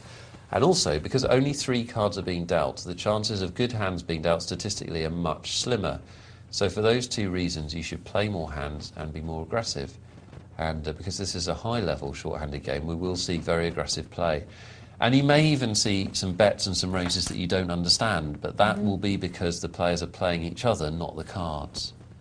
So it'll be a bit of an education to watch. That's a good point, actually, because I mentioned this before on the 25-50, when I was seeing a lot of people playing with very, very odd cards. Cards that usually our expert would say, cards that you wouldn't generally play with. before the flop. These guys are playing with them, but like you say, it's because I suppose they play the player more than a beginner will. So they can afford to play with slightly different hands. Right. And I suppose we're watching this three-handed as well, so certain hands become worth more. Yeah, basically high cards go up in value, if you can appreciate that idea. Basically, if it was a full table, a hand like ace-9, for example, very good example, would be a very vulnerable hand because there'd be quite a good chance that an ace with a better second card would be out against it. So very good chance you'd be up against something like ace-jack. Whereas three-handed with ace-9, it's extremely unlikely that an ace with a better side card will be out there. So it's much more likely you have the better hand. So high-ranking cards, your aces and your kings, have a lot bigger significance attached to them when we're playing short-handed.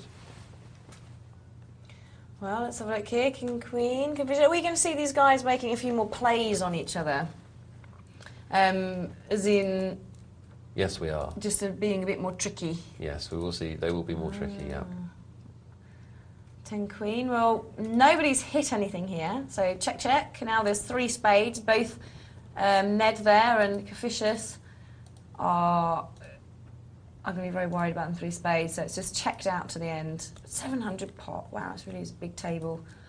A load of rubbish here. Big blind takes it. So blinds come around extremely quickly. Every other hand for these guys. Wow, every second hand. You know what I mean? Very quickly, all indeed. All the time. Just all the time.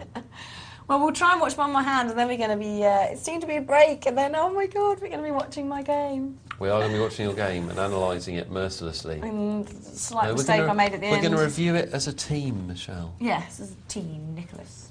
Ace queen. I don't think it's going to get called. Oh, and it does. 4-5. See, I wouldn't usually think 4-5 would call there. Ned Flanders has. Huge rage from Confucius. He can't call. Okay, we're going to have to leave it there for now. Yeah.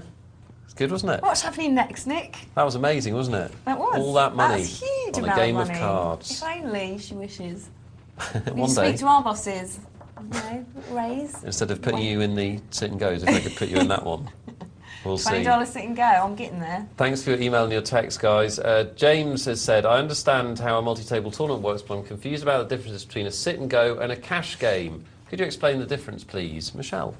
And just doing multi-table tournament and a cash game? No, a single table and a cash game. Okay, yes, I can do that. A single table tournament has a structure and a beginning and an end. So in a sit and go, you literally find your table, you sit down on it, you wait until there's 8 or 10 players, depending on how big the table is. Once the last player has chosen to sit down, you'll all pay a certain amount of money. So if you've chosen to play in a $10 sit and go, you all pay $10 and you're given 1,000 chips. Now those chips don't have any value themselves, but you're trying to wait to the end of the sit and go. So top 3 will be in the money and the other 7 will go out. Whereas a cash game, you actually have your money in front of you. So if you're playing with $48, you've got $48 in front of you, and every time you play, you're using that money. And with a cash game, you can come and go as you please. So you play for whatever amount of time you choose to play, and then you go. Whereas in a tournament, there's a beginning and end and a structure. Yeah, and the key difference is, you're right, you're on such a I've high, done that aren't before. you? I was It's good, isn't exciting. it? And the key difference, obviously, is that the blinds in a cash game stay the same. So exactly the same as forever. in a sit and go. In a sit and go, they double every 10 hands. So every 10 hands. Some the multi-table tournaments, there's a time limit, isn't it, for the blinds? That's right. But the blinds in a game of poker always dictate the structure, as Michelle says. If those blinds are escalating, you're in a tournament and you'll get to an end point. If they're the same forever, then if you've got enough money, you can play forever. That's quite hard sitting here answering your questions. Oh yeah, now she sees it. Email from Kurt. I recently started playing poker about 10 months ago. Since then I've been modestly successful at tournaments, mostly at $10. I have a problem when I play cash games. I always start on a lower stack, while most of the other players at the table have the maximum. I generally lose because they make big bets, which I have a fear of matching. Should I be giving up on such games and sticking to tournaments, as what I win in tournaments I give back in cash? So the end result is nothing for all my hours' work. Kurt, you're just playing in too big a cash game. First of all, you don't have to play in cash games. If you enjoy tournaments more and you're winning tournaments, then you can just play tournaments. In these days of online poker, there's so much choice, so many sites and games. that you don't have to know all the games. You can just be a specialist in one type of Hold'em, for example. So you can just play tournaments. If you do want to play cash games, please play at a level that's sensible for the amount of money that you have. You shouldn't be putting yourself in a situation where you can be scared off by big cash bets. So you must, like I say, just play at a level you're comfortable with. Play at a lower level and see how you get on and get back to us. Thank you for the email. How did you feel? Because that sit and go was at a higher level than you normally play, wasn't it? I usually play at the $10, and there wasn't one starting, so I sat in a $20. Did that faze you at all? A little bit to start with, and you had your little word with me, didn't you? Gave you a little slap. Verbally, we do not condone violence. Do you know what? I feel actually that I would play higher, but I'm trying to play to my bankroll. Well, you have to, don't you? Yeah.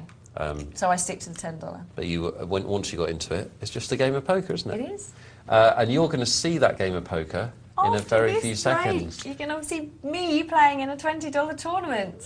I know that you're not going to go anywhere during this break. This is TV history, guys and girls, as we analyse Michelle the night nurse playing in a tournament. Should be fun and massively embarrassing for Michelle. We'll see you in a few minutes. Back to Poker Night Live. Nick and I are back where we belong, aren't we? Yes. We could sing the song, but we won't. No, we couldn't. We'd have to pay a royalty. Welcome, welcome back to Poker Night Live. Very shortly, we will be going to the $20 sit and go tournament that I just played in. We'll be having a look at me play. And before we do have some emails here. Now, earlier on, I will go through this again quickly for you. To celebrate PokerZone's new channel position, which is 843. Yes, we will be moving from 226 to 843, and our move from gaming to the gaming and dating section. We are offering one lucky viewer the chance to represent PokerZone as a roving reporter in Las Vegas, and that's at the 2006 World Series of Poker. Ladies and gents, this is a huge competition, and it really is a huge prize as well. Basically, if you'd like to win that prize, or just be in with a chance to win that huge prize, what we're looking for are the best quirky poker-related Lonely Hearts column advert. Now we have got an example here, which is well-stacked gentleman seeks loose player for some all-night action. Can I point out that what's in your hole is copyrighted, isn't it? So they can't use that or any version of that. Yeah, she can't use that one. So yes, you need your Anything own else? one. Anything else, your own one. Now the wittiest and most original entries will be shortlisted, and before an overall winner is announced on February the 28th, 2006, on a dedicated episode of Poker Night Live at 10 p.m, and that will be on the new channel 843. So that's February the 28th. So you really need to get your advert column Can you adverts say in thinking before caps there. on, please? Yes. Thinking caps on, please. Brilliant. Back to the 50s. Okay, now we do have one through, actually. I haven't read it yet, so let's hope it's not rude. Okay, Lonely Hearts text. Guy holding bullets, looking to go all in with a pair of queens and Hold'em. One is a big heart, is the other a diamond? Call me. Shouldn't it be Guy holding a pocket rocket? No? Just me. Just unique. Right, okay, now for the email address you need to send it into, do go to our website, www.pokernightlive.co.uk, and all the information will be on there as well. And one more text before we go. It's from Anonymous, and it says, does fortune favour the bold normally, like the saying? Does fortune favour the ball? It does, actually, doesn't it? Yeah. James Browning? I don't... The aggressive then. Oh, the yes, bold, the... yes. Yes. And it does, because we were talking about it earlier, weren't we? Yes, it does. Very much so. Right, okay. What's in the hole? This is one of our new features for the evening. Basically, we're going to be watching one hand. One player's cards are covered. We're going to have to try and work out what he's holding. Now, reading your opponent is a very, very big part of your game. So this part of the show is going to help you with your skill at reading your opponents. But we are asking people to send their answers in. So if you think you know what the guy is holding, then you need to text it into us to 62211. But make sure you text the word hole first, and then your answer, and then your name. So should we have a look? Yes. Now, Clay, who's holding the cards, he can't enter, presumably. No, Clay, you can't enter. Because this is an actual hand, isn't it? And that doesn't make it very easy for him. Okay, you can't email your answers in, by the way, because it's separate. So you're going to have to text. Sounded very stern then. It's very stern, yes. It's very important. So here we go. Once again with this hand. Clay makes the raise, which indicates a bit of strength on his part. But what could he have? Lumas and Frankie Doodle both call, but obviously we don't know. We don't care what they've got. We know what they've got.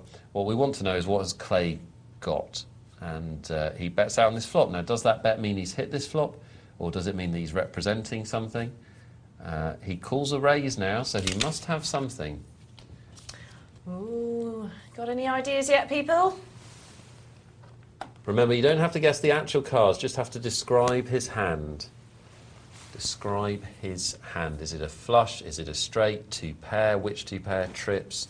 That's what we're looking for. We know that he ends up calling for all his chips.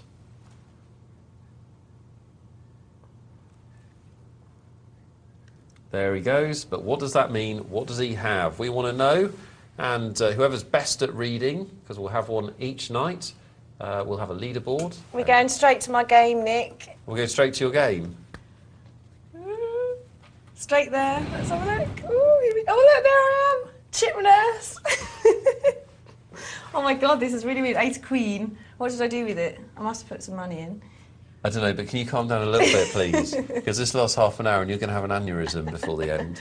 Look, but there I am. Yes. Michelle My Bell, Hoofy, Bronson, Jack Alley, Sally Let Auto, Johan Harrinan, Pinball.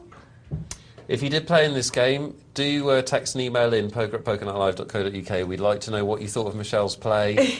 We'd like to know if you enjoyed playing against her. We'd like to know if she was abusive in the chat box. Do you know what? I wasn't. I did try to talk in the chat box a little bit, but I didn't have much time. I did say hello and a couple of bits. So tell us all, this is the start of the tournament. What was your game plan, Michelle? Just very tight. I was a little bit nervous, you know, first TV game, and I was trying to work out what was going on, and I was, you know, multitasking, so I didn't do anything silly. I just played very tight, really. I didn't get involved much. And it seemed to work for me. Well, it's a good game plan at the start of a sit and go, isn't it? Play tight and watch other people mess about. Hoofy. Oh, he's got a pair of kings. In for 60. It's all very interesting. Where do I come, ladies and gents? You... This is brilliant. Look, that's me. I was doing that. Yes, Michelle. An hour ago. We're supposed to be analysing and learning, not, you Right, know, okay. getting over the fact that you played poker live on the show. Oh, look, Shell My Bell raises up with 80. See what they've done? Shell My Bell. That's pretty lively, isn't it, with a pair of fives? Livelier than me. Okay, blind moves. King 6 for the nurse. What do? I think I'm going to fold. Yes, I was right. You have amazing, amazing powers. Oh, Queen's So for Jack Alley. you've seen some of these people play before. You've seen Johan Harren play quite a lot, and you've seen Hoofy play a lot. Did that give you any kind of advantage? Well, do you know, to be honest, I wasn't really thinking about that. Okay. I was too busy working out exactly what was going on. Do you think, on reflection, you could have incorporated that knowledge? Yeah, I would have more so if I was at home. Bad situation for Jack Alley. He's got the overpair up against three of a kind. And that ace will actually help Jack Alley because it now makes it more likely, it's more plausible to him that he's behind, so he's more likely to throw his cards away. Two pair aces and queens. A full house for Bronson. Full house for Bronson. That's nice. That's what you want with the Jack 10. Yeah, a dream, and Jack Alley shouldn't really call this. It's a tricky one. That's a good fold. Saw the danger signs. Okay, queens at Fiona Harren there. Ace 8 on the big blind for the nurse. What does she do? Oh, what are you thinking? Because you should be thinking about your hand already. I You could just check. checked. And what happened? Quads. I was up against quads. Did you know this? No. I think I just folded. So when Johan Harren limps on the button, he's Look at him he's a trying good player. to catch me into it. I'll pick that up in a minute, yeah? Sorry, go on. This is going to be very difficult, isn't it? When Johan Harren limps on the button, this is a learning point, right? Mm-hmm. When he limps on the button, he doesn't raise on the button. You know he's a good player. That is immediately suspicious. Because normally he would raise to try and take your blind, and he didn't. So to me, if I was sitting there in the big blind, that would ring alarm bells, because I would think, has he got a very good hand, which he did have on that occasion? Because usually he would just raise. See, that's why I didn't raise, you see, when he checked to me. Could have stuck in a little bet and tried to steal it. I thought, nah. Quality play. He thought, he's got quads, I can tell. Quad queens. Yeah, biggest hand of the night, probably the biggest hand we will see tonight. That was And I'm up against them. extra special. But you didn't lose any money to them, so well done. Shall my bell? Bit of a homage to me. Slightly more likely to be a homage to the Beatles, isn't it? No, because she said, do you like my name? It's for you. She didn't say that, did she? No. You are pathetic. Ace King versus She Jacks. didn't ask me if I like the names. We had a phone caller asking us about Jacks, and I said if somebody re-raises, you should usually throw them away. He's decided not to do that. He's decided to play them, and he's up against Hoofy's Ace King. And Hoofy's going to make a cardinal error here, but it looks like he's going to go out on the first round of a tournament with Ace King. Yes, Hoofy left us. Something you shouldn't do. You really shouldn't go out of a tournament in the first round with Ace King. It is not a strong enough hand to be going out of a tournament with at the early stages. I hate to criticise Hoofy. He's a good contributor to the forums and the show. And he's a good player, but in my opinion, on that occasion, he's made a mistake. Hoofy, get in touch and tell me if you agree or if you disagree, if you're happy with what you did. Okay, let's see how... Now, you've played at Ace 10 here, Michelle. I've raised it. Look, and they all folded. Now, why to have you me. only raised double the big blind? Do you know what? I After kept doing months that. of tuition, that you should raise 3 times the big blind. Do you know what? That's the one thing I did in this game that I never do. At home, it's actually, for me, it's 4 times. And Okay. in every tournament, it's generally 4 times the big blind for me. In this game, I only ever... I was getting used to... Any reason? You know, I was getting used to it, and I was playing, and it was just easier for me because I was watching and then going back to the game. It was easier for me just to press the raise button rather than muck about with the slider. So that's what I was doing instead. Right, so basically laziness. Laziness, yes. And you'll see me do that through the whole game. But for our viewers, you would raise my 3 or 4 my times. raise is generally 4 times. In a cash game, is definitely 4 times. So I play 25, 15, 25, and I always raise to $1. Well, look at this big old business. Aces and Ace King. Look at me putting down the Mark Bannon. Good move. Good move. And funnily enough, exactly what Mark would do, despite what he'd tell you. But yeah, that you've picked up on a good thing that I did throughout the whole game. I just raised double, and I usually wouldn't, so very odd.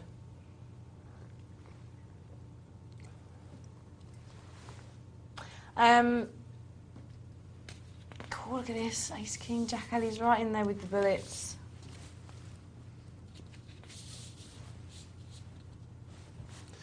Well, this is where Ace King should fold. You see, this is twice we've seen. This is a little theme for your sit and go, Michelle. People overplaying Ace King. You get re-raised with Ace King. I'm sorry, if somebody re-raises me and I've got Ace King, that's going in the toilet. The only time I would play it is if I was short chipped and the blinds were big, and or obviously if I thought that the opponent was making a move on me, I thought he was very weak. Obviously, I might play it later in a tournament. But early in a tournament, you shouldn't go broke with Ace King. Well, do you know what? I think there was a lot of Ace Kings back, so I'm pretty sure I got it a couple of times.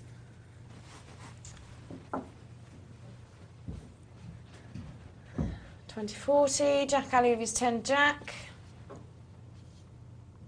Poor old Hoofy. That's his own fault though, with the Ace King. Well, I think it was, but I'm happy to take arguments from Hoofy to the contrary if he wants to email in. Guess what? I beat Hoofy. You did. High five. Bring it on, Hoof. You missed my hand. I didn't want to make the slap, but come on, we'll do it again. All right. You're supposed to be coming in a bit with the 5 as well. I'm You kind just of a kind of relaxed. stop halfway. Well, that's right. Always make the lady come the extra yard, isn't it? Okay, do remember if you've got any questions, you can phone us 0906 200 70 80. And do include your name and where you're from as well. And your voice will be heard live on Poker Night Live. Live on Poker Night Live, cool. A freebie for, look at the respect they've given you there. Do you know what, no I one wants did to actually. touch your big blind. I just made a limpy double raise a couple of times and everyone folded, which was lovely. Although once was with an ace king, I wouldn't have minded a caller. It wouldn't have been the worst thing in the world. Generally with ace king, I'm quite happy to just take down the blinds. Oh, absolutely. Well, in many ways, you should be happy with any hand taking down the blinds. The thing about Hold'em is that we obviously teach you a little bit about the differences in the card strengths on your first two cards, and it is important to get that right. But you are never that far ahead with one two-card holding. It's another two-card holding. In general terms, there are some exceptions where you do have a big edge. But look, Shell My Bell, who's sitting there, is actually Clive, and he's just texted in. Oh, look, ace-9 against ace-9. But he says, I wish I could comment on Michelle's play, but I was so excited just to sit next to her. My head was in bits. Aww. Get a life, Clive. Sorry, Clive, I didn't chat to you a bit more in the box. Clive, I love you dearly, but get a life and a wife. Leave him alone. Well, you know, he's excited. I sit next to you on a regular basis, and I've got to be honest, it's... You were quite excited to start with, back in July. I really wasn't. Ooh, pinball with flush draw. 7, 8, 9, 10, up and down for Bronson. Do you think I'll get texts and emails like that when I sit down? What, people being excited to sit next to you? Yeah, do you think I'll get that? No. Really? No. Oh, look, Pinball got his flush. Well done, Pinball. Oh, we've had an email from Hoofy. He said, all it says is, next time, Nursey. Well, do you know what? Bring it on, Hoofy. Sussed to the dust. As the hearted one goes out first. After a careful assessment of the scheme whereby you are allowed to play poker on the show, Michelle, I've decided that it's a bad idea. You know what? It'll calm down when the novelty wears off a bit. And you guys won't be as excited because you do it all the time. No, we'll be absolutely terrified of destroying our reputations live on air, to be fair. 9-10 for Shell My Bell. Good solid raise on the button. Jack Ali has made a stand with ace-jack. Nothing wrong with that. Every chance that he's got the best hand because Shell My Bell's on the button. And then Shell My Bell's getting good calls. I don't think anybody did anything wrong there because Shell My Bell was getting odds to call. And, do you know what? I told Hoofy he was going down at the beginning and he didn't believe me. I won't bang on about it anymore. No, well, you know, you didn't actually beat him, so... Well, I did. You didn't even play a hand with him. him. Because I'm still in the game and he's not. I'm only joking, Hoof.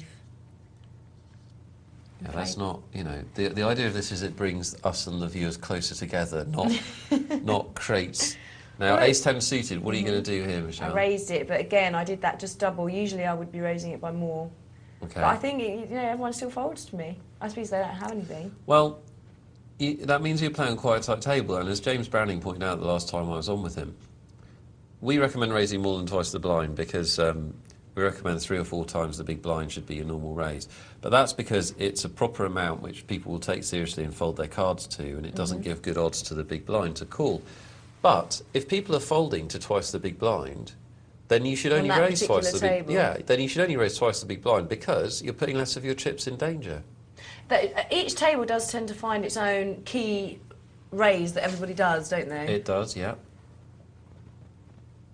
But yeah, again, you know, it is something that I know to do, and I think it's just the excitement of the game and everything. It was literally just easier to press the raise button rather than use the slider. 6, 7, 8, nothing for me. King 3, Ace 7. So top pair for cellular.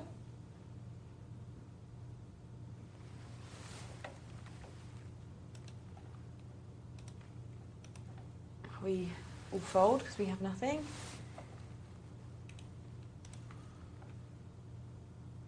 Is it an easier game second time round?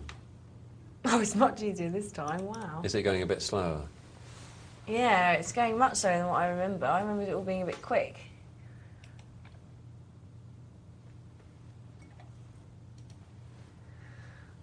So now, So who do you think is going to win then? Because you didn't see, did you? well, I'd have to go with Johan Haren because I know he's a good player, Okay.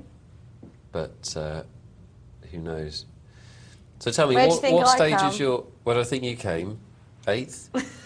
What stage is your poker at, Michelle? Are you? If you sit in the game, obviously this was slightly unusual circumstances, so let's Yeah. talk generally if you're at home. If you sit in a game, do you watch the action if you're not involved in a hand? Are you good at watching the players? I tell you, I tried for the first time, and bear in mind I've been playing since July now. I tried for the first time last week, well, a couple of weeks ago, to play 2 tables at the same time. Yeah.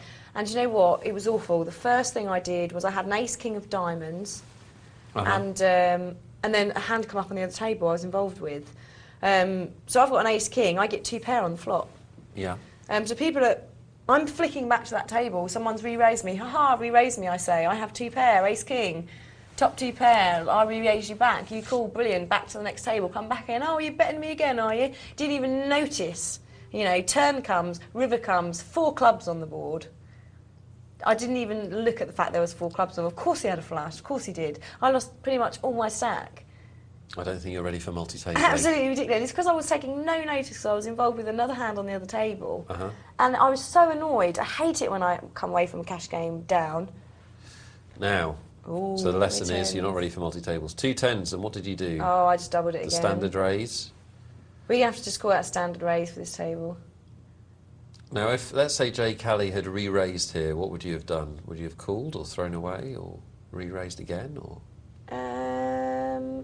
That's a difficult one. To be honest, with 10s I'd usually put in a bigger bet, and then if it re-raised me, I probably would have put it down. Good. In that Good, situation, because I didn't make the bigger raise start, I may call depending on how big it was. But 10s, you know, you see a jack, a queen, a king, or an ace, that's 4 cards that you could see easily on the flop. It's going to be scary. Yeah, absolutely right. Oh, look, I'm in a bit loose. I don't remember. Oh, no, I don't remember being that loose. That's what they all say. That can't be right. I've hardly played any hands. I won't argue with the graph. Jacks for Bronson. He doubles a big blind. It's the accepted convention in Michelle's tournament. Double we started. If you're just joining us, this is a tournament Michelle played live in the last hour, which we're now looking at together. She's obviously chip nurse at the top. And we'd like feedback from any of you watching. And of course from any of you that were in the game, poker@pokernightlive.co.uk. You're guaranteed to come no lower than 7th at this point. Which isn't bad going. Well, it is, but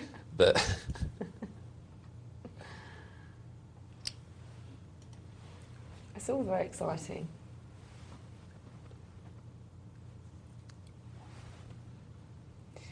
Right, here we go. Look at me on the dealer button. you got the button. With absolutely nothing. Ace 9, Queen Jack. I say goodbye-bye.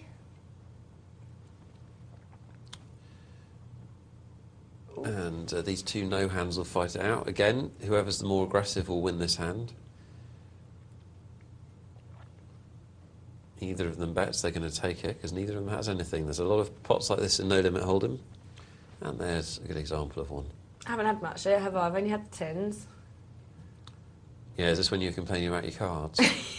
After about 20 hands. Pathetic. I didn't have anything other than a pair of 10s. No, you didn't. You played well. And the lesson is, guys, if you're watching, which Michelle's so ably demonstrated, is there's really no need to play in the early stages of a sit and go. Let other players make mistakes. Let other players go broke with ace-king or get carried away or not take it seriously. Every time one of them goes out, your chances of getting a prize go up. So Michelle playing very quietly at the moment, and that's exactly right. Queen 10, what's you, nurse? Give it a fold. Oh, gold. What were you doing there? I think I was bored because I hadn't played for a while. But look, I've hit 10. I'm trying to remember what I did. I think I raised. I think he checks and I raise. A bet, sorry. I'll be honest, Michelle, I'm disappointed with you calling the raise with Queen 10. Yeah, I know. It had been so good up to this point. But he calls me again. What's going on here? I can't Well, he's remember got a what happened. flush draw, and you've only put in a little bet, so you've given him the right price for his flush draw. Yeah. Oh, I win it, look. I think I checked it down with pinball. If he'd bet me, I would have had to go. Okay. So that was a mistake from me. And do you know why? I think it's because I hadn't played for a while and I figured I had to do something. Yeah, and he didn't. There was no need for you to do anything. And on that occasion, you got lucky because you hit the flop and he didn't make his flush. But that doesn't mean to say you did the right thing. Do you know, it's really odd looking at it like that. It's so easy to know what you should and shouldn't be doing. Mm-hmm. The difference between a good poker player and an average or a bad poker player is whether they can do what they know is right in the moment. Yeah. It's whether or not they... Poker's basically a game of mistakes. Whoever makes the fewest mistakes wins. And what determines whether you make those mistakes is whether you can bring your knowledge to bear in the moment. Mm-hmm. Especially online, you have very little time to make decisions. You know, I was under a lot of pressure. And if you... Well, you were, but sometimes when we play, we are under pressure. And if you were sitting here in the studio and you saw somebody call a raise with Queen 10, you would say they'd done the wrong thing, right? Yeah. But you did it in the heat of battle, and that happens. That's what makes poker such a tough game to play well. See, again, here I've bet the big blind there. Now, if I'm betting out on the flop, I would always be betting out at least 3 times the big blind. Uh-huh. Usually, in a game. And you just did a little bet. And I did a little big blind bet, which I usually would never do, because that usually just... people will come along you or come over the top of you. Now here you've got the ace-king, and you make the minimum re-raise. Bronson's going to call. So now what are you thinking? You've missed the flop. Oh, I think if he bets, I'm going to probably have to get away with it, get away from it. Yeah, now you have to fold. You have to fold. Because he could have anything. Yeah, I didn't have anything. Well, you made a good fold. That's how to play ace-king if somebody bets and you don't have it. You could have bet on the flop, though. Yeah, because I raised it pre-flop. You did. So usually you would use that to your advantage, wouldn't you? When Well, the you've flop comes re-raised, so out. he's got no way of knowing. You could be sitting there with a pair of kings or a pair of aces. You know, he can't know whether he's ahead or behind. So that's a learning point in the future. If you, and I noticed this when you played the poker bowl as well, try and make your pre-flop actions and your post-flop actions consistent. If you're aggressive before the flop, try and be aggressive on the flop. after. Not every single time, but 8 times out of 10, I would say. But it almost gives you because you've been strong before the flop, it gives you the means, especially if people have checked to you. Mm-hmm. You see? It's all about learning. We're here to learn.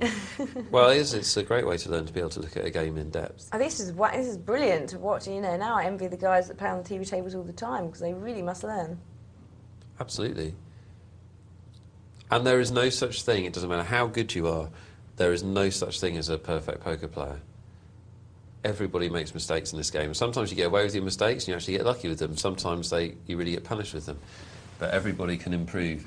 Shell my bell with a good hand, flush, nut, flush draw, and the ace high. But incredibly unluckily loses to a straight. That really was a horror show for Shell my bell. Very unlucky with that flop to not win the hand. 4, 5, 6, 7, 8 gets Clive, I'm straight. sorry I was mean to you earlier about the whole excitement over Michelle thing. That was a nasty way to go out of that sit and go. Yeah.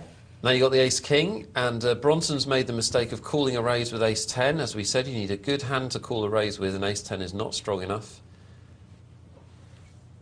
Oh, I remember this hand. I was so worried about that flush draw. Well, here you want to be going all in on the flop. Do you know, this was that one I said to you, there was one I should have gone all in and I didn't. This is it. Yeah, I didn't go all in and I should have. No messing. You want to charge a flush draw, charge any other kind of draw. There could be a straight draw, there could be a one-pair draw. And I did a little minimum rubbishy bet, well, 2 times a big blind bet, and I should definitely have been all in there. I was in for all my chips anyway, and I knew that. As soon as I did the bet, I thought, this is ridiculous, because I'm giving him a free card, and then I'm all in anyway. That's a very important point you've made. You're not going to fold anyway, because you only got 460 left, and it's a big pot now. So yeah, that is a mistake, but this is the point. We've seen a mistake. But then I was like, thank God a club didn't come. Now I'm going to have to be all in. He'll probably call me though, but it's a risk I'm going to have to take. There's no way I was laying it down for 460 left. No, that's right. There's 1,800 in the pot. And he's put in 480. He knew how much I had there. Were you I think I worried? Were you remember worried about squinting. this? Do you know what? I really was. I thought there could be a straight there. You know, there's 2 pair. Club Could could have still 2 come. pair. Yeah. I thought, but it's too late now. I made the mistake of not going all in. It's my own fault, so I'm just going to have to stick it in. I did See? think about it for a while, and then I You don't did need it. me here. That's perfect analysis. Well, it's perfect. It's right. You made the mistake on the last card, but now you have to go with it because you were getting almost 7 to 1, 8 to 1 from the pot there. You can't throw your cards away and leave yourself with 400 chips. You have to hope that you're Look at me, chip right. leader. You're chip leader. Yes, I'm chip leader. Look. By making a mistake. I know. So there we are. That's poker. There I am at the we've top. we've put the leaderboard up. Can we not play to her Chip nurse ego, at please? the top, where she belongs, even though she does make a couple of mistakes. No, well, you didn't compound your error, though. You made a little mistake with the size of your bet, but then you knew you couldn't throw away when the other guy bet on the next street, and that was the right thing to do. So, Yeah. you know, you didn't make the matters worse. Cellular Auto is all in. This is a big pot. And 50-50 before the flop, but now Jack Alley's a big favourite. A 10, a queen or an ace. Doesn't happen. And we'll lose Cellular Auto. And you, Michelle, are guaranteed 5th place. Worst case scenario. What about that? How do you like them apples? Would you like an apple? I would, yeah. Brayburn, please. You're actually eyeing up a win here. Well, Look at that strong play from Johan Harren. you're the 4-8. Look at you, cheeky cheeker. Having your blind away, isn't he? He was actually beating me, so it was fair enough. Lack of respect. Nicking your... Yeah, Johan, what are you playing at? Got his hands in your till. You know, if I'd had anything higher, you'd have been going down. And you can see now how Johan Harren has changed gears completely. He's now trying to accumulate chips. He doesn't want to sit there with a dwindling stack as the blinds go up. So he's now changed his starting hand requirements. 5 players left. And that's why he's a good sit-and-go player. He's got good judgment as to when he can do that. Do you know what? I think I sit back here now. I think, right, okay, I'm chip leader. I'm not going to get involved and hope a couple of them push each other off unless I get a premium hand. You know what? I think that's perfect. Perfect. Perfect. I think that's good play. You're absolutely right to do that. And Bronson's going to leave us now, looks like. So you're 4th. Well, you're Remember first. when I said to you, you're this is a first, so bubble you're guaranteed a situation? 4th, yeah. I said it by mistake, didn't I? I very nearly tempted to go with the King Jack, and then I reminded myself of my tactic of sitting back and waiting for the right moment with only premium cards. Do you know, I've bubbled in the last 3 sit-and-goes I've played. Have you? Yeah. It's quite frustrating. Well, I was playing yesterday, and I was chip leader with 3 of us left, and my stupid internet went off. So I ended up 3rd. For those that don't know, going out on the bubble means the last place before a prize is awarded. So in one of these tournaments, going out in 4th is the worst place to finish because you nearly get there, but you don't make the money. So the next player out, and Michelle's sit-and-go, will miss out. Percentage of played hands won, 63. That's not bad. Better than average. Better than 62. 62, definitely. Johan Harren showing good judgment, winning every hand he's played. He won't do that very often. Quite hard to do. Bronson at the bottom there, 36. Well, now you're hoping Pimble goes out, obviously, because that will put you in the money. And he will, unless another 7 or 8 comes. Oh, that's Yes, unlucky. I know. And that's bad news for you, of course. Very bad news for me. I wanted him to go there, and also the blinds are getting bigger. And well, here's where you need to be reflexive in a sit-and-go and adaptive, because your strategy was right 10 hands ago to sit back. Now it's wrong because all of the stacks are getting more competitive, and you can't afford to sit back very much now. no, my ending in this tournament is absolutely terrible. Well, that's giving the game away. Okay. God. Well, We're going to have to train you up on storytelling, I think. I'm just And the not huntsman aggressive kills at the all. wolf. Oh, sorry, we haven't even got to the cottage. No, for some reason, I just... Let's keep it current, shall we? You can explain yourself away in a minute. So, I'm just not very aggressive. 10-8, the blinds are coming round. You can probably afford to take the blinds once. Johan Harren is aggressive and gets called and will be out of the tournament unless he hits a heart or a 9 or a queen. Oh, there's the heart. Well, You could argue you got a bit lucky. You could also argue as being aggressive, so you'll earn your own luck in this game. Ah, what happened there? Where have we gone? No. Okay, we're going to try and get my tournament back, because obviously we're at the pinnacle moment there. We've had a glitch. We've had a glitch. No, it's very good, important, obviously, ending, so we need to get that back. Well, Johan Harren had just doubled through, which was also bad for you. Yep. So to be fair, you had, which can happen in a tournament or a sit and go, and it can be very frustrating. If you're sitting there with okay chip stack but not amazing, and you want people to bust each other out, and then sometimes it's sod's law and the players that are all in hit their hands and stay in. That's happened to you twice there, and if one of those had gone out and they'd gone out sooner, it would have been better for you, but that's the way it goes. Hopefully, guys will get that back for you. Yes, it's an exciting ending. I think we should watch it. I think we should watch it. Who knows what happens? Well, look, while we're waiting, let's do What's in the Hole. We need some music there. What's in the Hole? Now, this is what we've been watching all night. Music. Here we go. We tried to work out what Clay is holding. Now, we're going to be giving the answer to this tomorrow night at 12 a.m. and then we'll be starting a new one. And this will happen every night. Obviously, tonight we've started this one from the beginning of the show, but it will go on till 12 a.m. tomorrow night.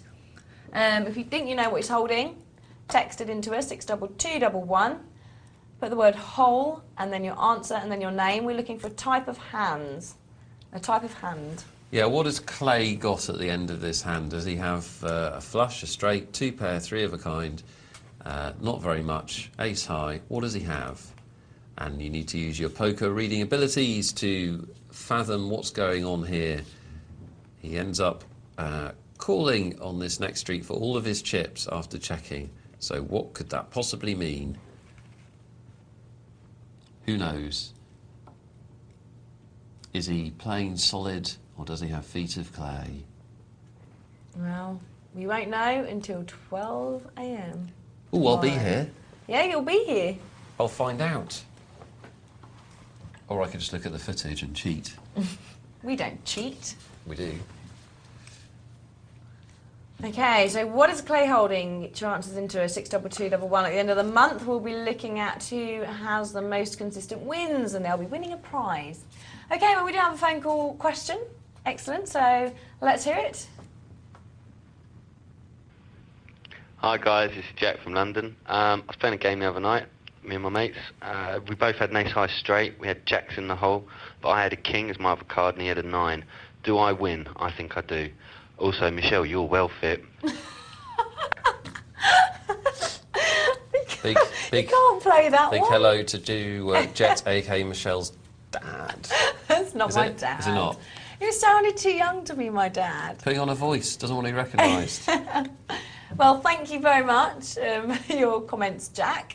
What about his question? I thought it was called Look, Jet. there's no need to be jealous. I thought it was called Jet from Gladiators. Yeah, don't be Do you remember? jealous. Can you not touch me? Not rub you. Don't slightly. touch. Check your contract. That's an invasion of space, aka assault, and you can be removed. Right, the answer to the question. Phil Helmuth doesn't have to put up with this, does he? Phil Helmuth can play poker. No. Would you like to answer the question, Michelle? No, No, honestly, I no. don't want What's to. my title on the show? Poker expert. Thanks very much. You both have the same hand, so you split the pot. All right? Remember, best 5-card hands count. You've both got ace high straight, so that's all that counts, and your other card doesn't count. Thanks. Back in your box. Seriously, that is the last time that you ever play cards on TV. Why? No, it's not. Well, look what it's done to you. It's turned you What? into a I'll be monster. playing next time I'm on as well. Okay, if you have a question for us, you can phone in. The number is 0906 200 70 80. And selected messages will be played out live on air, as you've just heard. Also, text number 62211. And remember, if you're answering the question for what's in the hole, put the word hole and then your answer and then your name. There it is. And you can email as well, poker@pokernightlive.co.uk.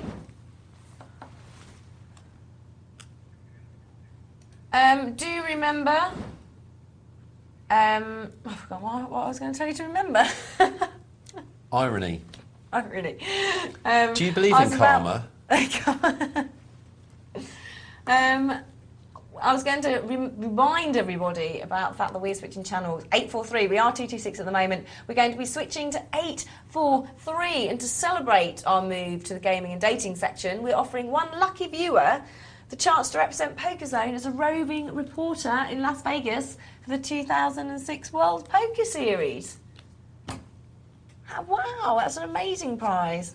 Yeah, it's horrible. I'm jealous every time you read it. We're looking for the best quirky poker-related Lonely Hearts column adverts. For example, well-stacked gentleman seeks a loose player for some all-night action. So the wittiest and most original entries will be shortlisted, and the winners will be announced in a special show on February the 28th. So do remember that. I'm moving to 843. So we haven't been able to get my tournament back yet. Well, we will. Should we keep time before I tell everyone where I come? Don't. You've already given most of the game away. You try and hold it in, please. We're going to go back to our big cash game, I think. Yeah, we are. Don't worry, we'll get the tournament back. Some people may be more excited by the big cash game than your tournament. Don't want to hurt your feelings. No. Well, they might be. So 3 players, but 3 big piles of cash. Over $10,000 each. So somebody else must have been and gone and donated some money, because the maximum you can put down in one go is $10,000 at this table, I think. And that's a significant sum of money. But remember, guys, you may be in awe of the cash, but we're still watching the same game, the same rules, the same betting structures. And there's no... When you come into poker, I think it's quite easy to be in awe of people that play at higher stakes, but there's no mystery to it. The hands still have the same value, and you still have the same choices when the action gets to you. That might sound like something obvious to say, and I hate to demystify everything, but that is the situation. And these players are playing right out near the razor's edge because they're playing short-handed for big stakes. This is as cutthroat as poker can get. Good stuff. Everyone's just in anticipation to see whether I went out on the bubble or not. No, they're not. They are. Confucius, he say 311. Crazy old philosopher, wasn't he? Re-raised by Flanders. Confucius has got the flush draw. And, well, that's a big bet from Flanders. Confucius got a choice to make. He could make the big raise, and he does, makes the big raise, 4,500. Flanders is going to have to admit that he was lying his teeth off or something. Through his teeth, that's the one. If we can't get the tournament back by the break, I'll tell everyone where I come. What? What? It's important stuff. I understand that, but we'll get the tournament before the end of the show. Just relax. No, to the break. No, you're not going to tell people where you came. Because then we can't watch it, can we? Yeah, still watch it and enjoy it. Yeah, that's right, because it's really enjoyable to watch a sporting event when you know exactly what happens. Just one fact of what happened. Just keep it zipped, will you? Fair enough. It's like talking to a woman. Oh, yeah. Can't say that. Flanders, I just said that. Flanders raises, and Confucius has got the king 6. And look at that, he hits. 2 pair. Now you might say, why is he calling with a junky hand like king 6? Well, the bottom line is they're playing short-handed poker. Flanders is in the small blind, and he could be raising with any 2 cards there. So king 6, slightly better than average, and Confucius calls for a small bet with a chance of making a big pot. Now he's going to try and extract maximum value. He knows his hand is best. He decides to bet it. And now, something interesting has happened here. Remember we said it's 3-handed, so the dynamics between the players are key. Confucius has taken 2 big pots off Flanders, and Flanders hasn't seen his cards.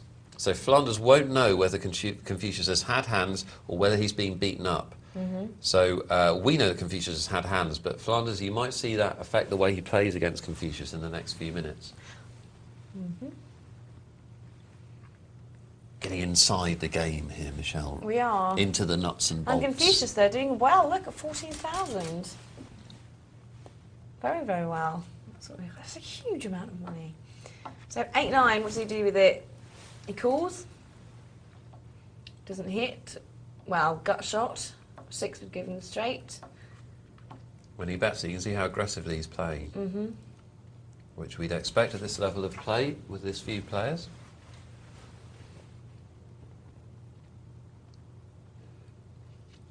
Freebie for Flanders.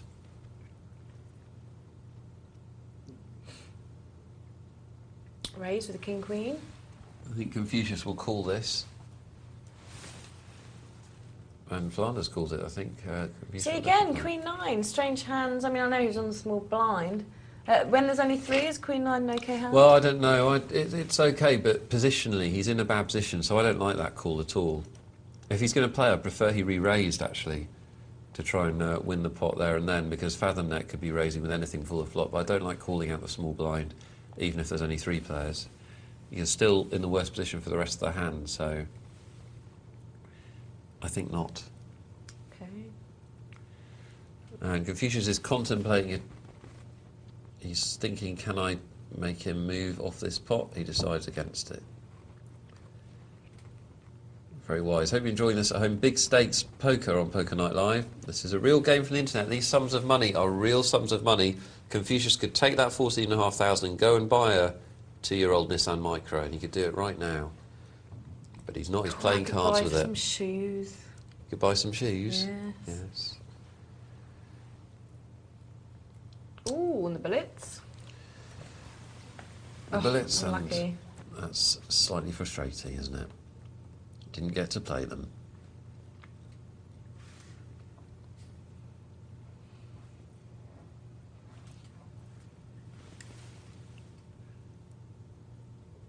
King 9, King 5. Confucius with the 8-2, but it is suited. Still would be a put down for me. Freebie for the Flanders.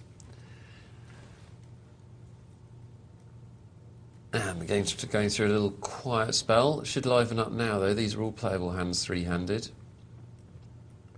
And you'll notice that when players come in, they almost always come in for a raise. There's very little limping in this game. There shouldn't be any limping, in fact. Fathom Net makes the top pair. Now, this is a very strong hand in this situation, and he'll probably slow play it, which he does. He can afford to just call here and take off a card and trap Flanders, or try and trap Flanders. Doesn't have to. He might decide to raise. He does decide to raise. I'd have been tempted to call and try and sucker him in.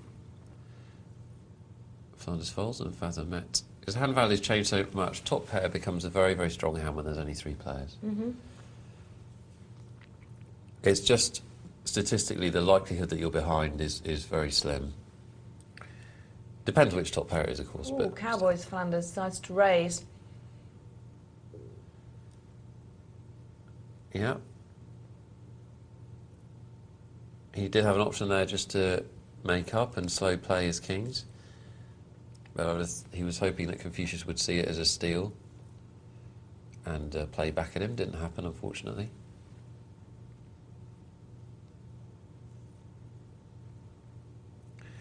And you can see that playing short-handed, the stacks go up and down much, much quicker than playing a full game.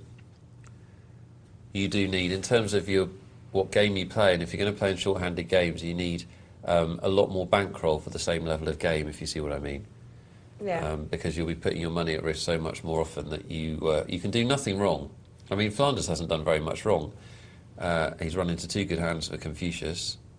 He's probably slightly over-aggressive on one of them, but he hasn't done too much wrong, and he's down a couple of thousand, and that will happen in this sort of big cutthroat games. If you're going to play in this game regularly, you need a lot of money, Michelle. How does the rest of my tournament, Nick? Me, isn't it? I'm really looking forward to tomorrow night. This is the biggest poker game. The biggest poker game that we've shown on Poker Night Live. I know, it is very exciting. And all you can talk about is your tournament. What? You're on tomorrow with Casper, aren't you? I am. Who's going to play? Do you know? I don't know. One of us. One of you? That'll be And interesting. the other one will tear the other player to pieces in traditional family-friendly way. Well, we've got some emails here. This is an email from Adam in the workshop. He says, Dear Poker Night Live, great show as always. Just thought I would drop you a line to tell you about my sneaky hand I like to play. It may even prove helpful to other people.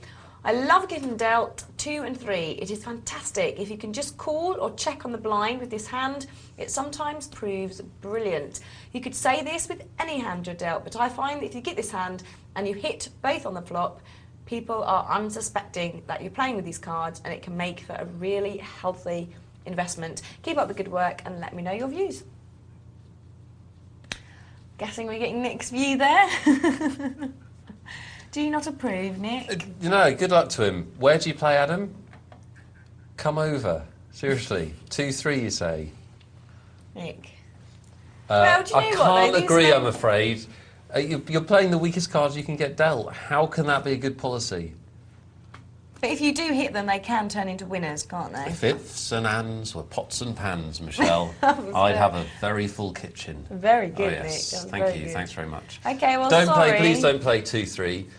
The point about Hold'em is, it's like bullseye. You see what you would have won. So when you throw your cards away, your first two cards away, sometimes those two cards would have made a winner. And in Hold'em, any two cards can win. But the point is, if you play 2-3, almost all of the time they'll lose. And so if you're going to play poker for any significant length of time, Adam, they'll lose your money. Now, I understand you may be playing poker for fun, and if you get enjoyment and love and pleasure out of playing 2-3, then you keep playing them. But if you want to play winning poker, then please stop it. Okay, so you've been told. Okay, an email from Dempers and Preston says, "Hi, can playing lots of poker damage your health? My partner plays a lot of poker on live and live. She has had tremendous back and neck problems recently. Do professional players also suffer similar problems? Have we had this?" We have, and I apologise because I should have taken it away. It's my fault. It's my fault. What was the answer? Because I was playing. The answer is, if you have discomfort problems at home, then you need to sort it out, because you can have your poker environment any way you want. Big cushions. Have you done this one from I just Lee? have big cushions. No. Right. Lee says, "Hi there, great show. I am a fairly new player of about 6 months and enjoying playing. I was watching Poker Night Live last week and James Browning and Nick Wealthall were on." That's you. Yes. "And a question about poker lessons was mentioned. I would like to raise my game to a higher level. Having searched the net, I can find little useful information regarding lessons. Do you or any of the other presenters on Poker Night Live give lessons, or know of anyone that will? I think I need 3 to 6 hours per month. Sincerely and emphatically, Lee." Well, Lee, if you want some lessons, I charge £200 an hour. There you are, Lee's had an offer there. See if he responds. I would like to applaud Lee for wanting to take his game to the next level. I think that's a really good attitude. I never had lessons in terms of I never paid money, but I had people that helped me with my game tremendously. And it's the biggest shortcut and the biggest help you can have to your game is somebody who's better than you at poker. Look at what you're doing, analyse your results, talk through things with you. I'll gladly circulate your email. I myself don't give lessons because I don't have time with one thing and another. I don't know if any of the other guys do, but I will ask around. If none of them do, what I'd recommend you do is go to a casino or a card club, find someone whose game you respect, who's up to your mark, and just ask them. Most poker players will be forthcoming, because poker players always like a bit of extra money. That's what they tend to be about. And you'll know whose game you respect and who you can learn off. But I'll ask around for you amongst the guys, and I'm afraid I don't. Okay. Stuart, I don't have a signed photo to send you right now. Do you have a signed photo for Stuart? What have you? Have you? It's compensation that there's none of me. So Stuart's asked for a signed photo of you, and you think if we send him one of me, he'll be happy? I don't have any. Well, obviously I've got them. I mean, yeah, sure, I'll send you one. Thank you, Stuart, though, for your email. It was lovely. Do you remember our... I can't remember the name of the feature. That's good, isn't it? Do you know where you are? God, What's in the Hole? It's all been very exciting tonight. Do you remember our What's in the Hole competition? If you would like to answer that, 62211 on the text, but hold the answer, then your names. We're going to be showing it again after the break. And the tournament that there's 4 of us left. Did I go out on the bubble, or did I stay in for the money? We will have to find out after the break. So hopefully we will. Fingers crossed, we'll see. I'm looking forward to it. I'm excited. I don't know where you finished. I didn't see it. Okay, we're going to a short break now, so don't go anywhere, and we'll see you in a minute.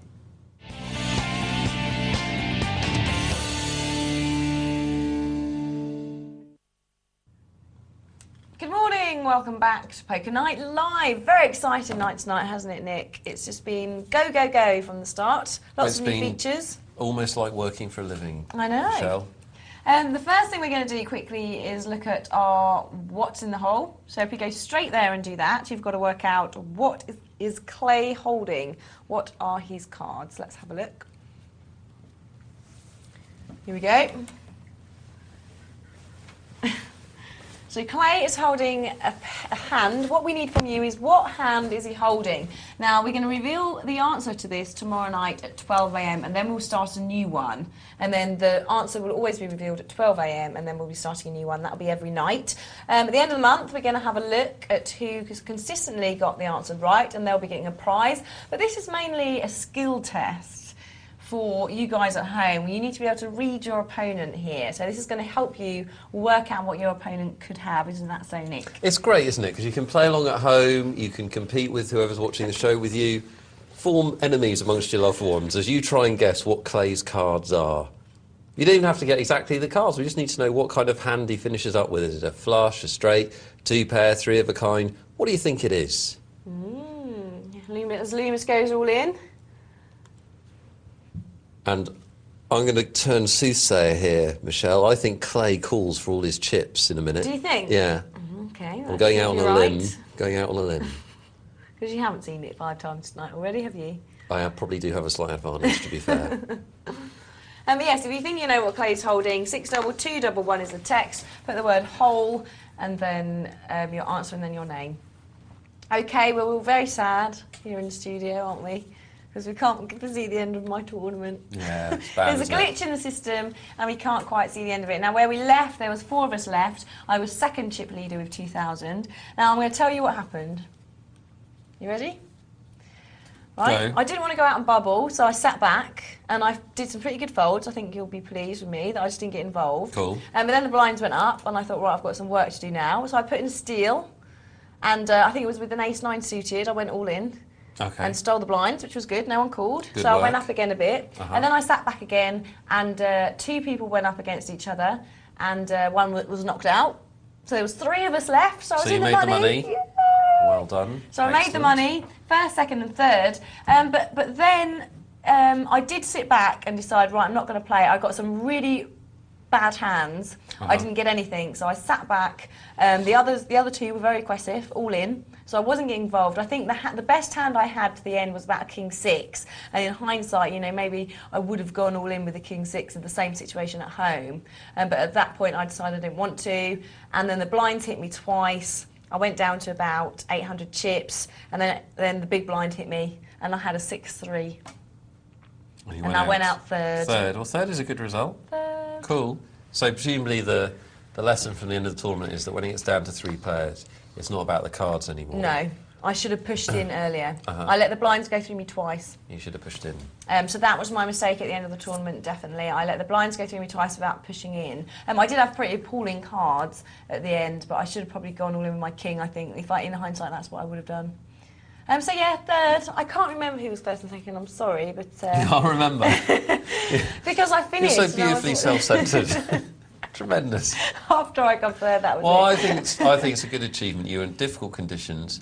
A lot of pressure, to be fair, to play on TV when you've spent time putting your reputation on the line as a poker player. That's pretty good. And everyone was talking to me, and I have to say to everyone that was in the game, you know, great sports. And we had about 40 people watching that game as well, and they Cool. were all talking, and I was trying to read it and respond, but obviously I was also trying to help Nick because you were very busy as well at the time. Terribly is.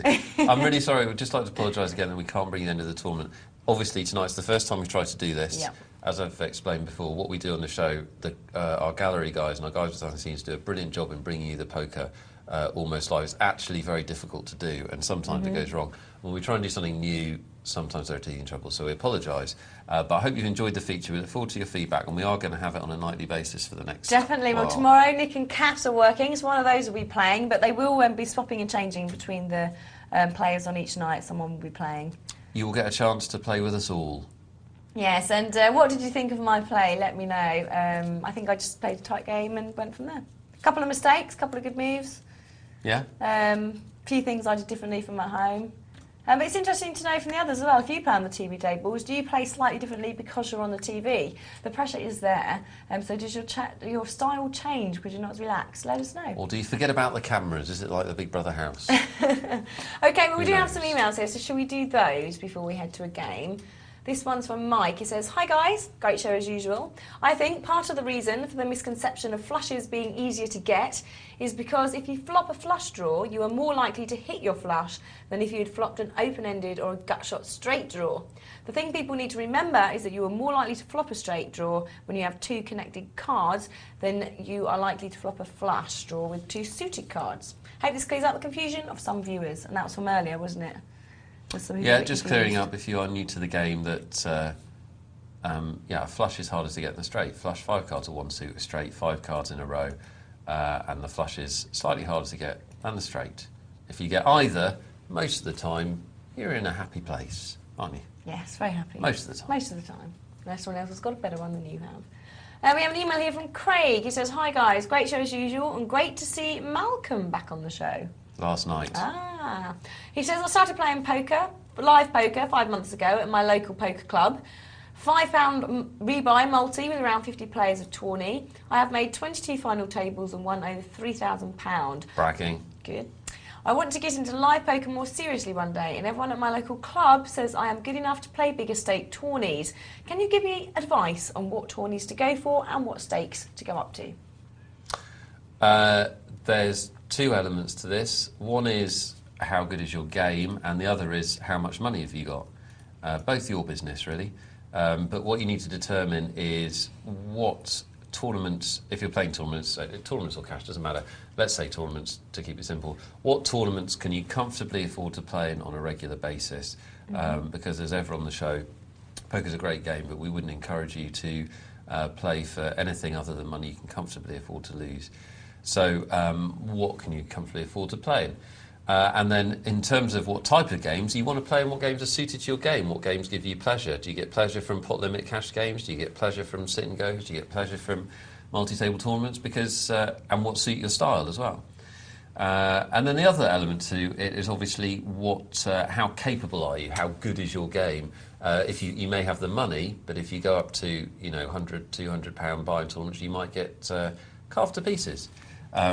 So it depends how good your game is. You will only know that by trying. And you can go up and down and backwards and forth, can't you? Yeah, absolutely, Michelle. You don't have to go, right, I'm no longer playing small buy-ins, I'm now going to go and play big buy-ins. Try different games, see what suits. The key thing it comes down to is confidence.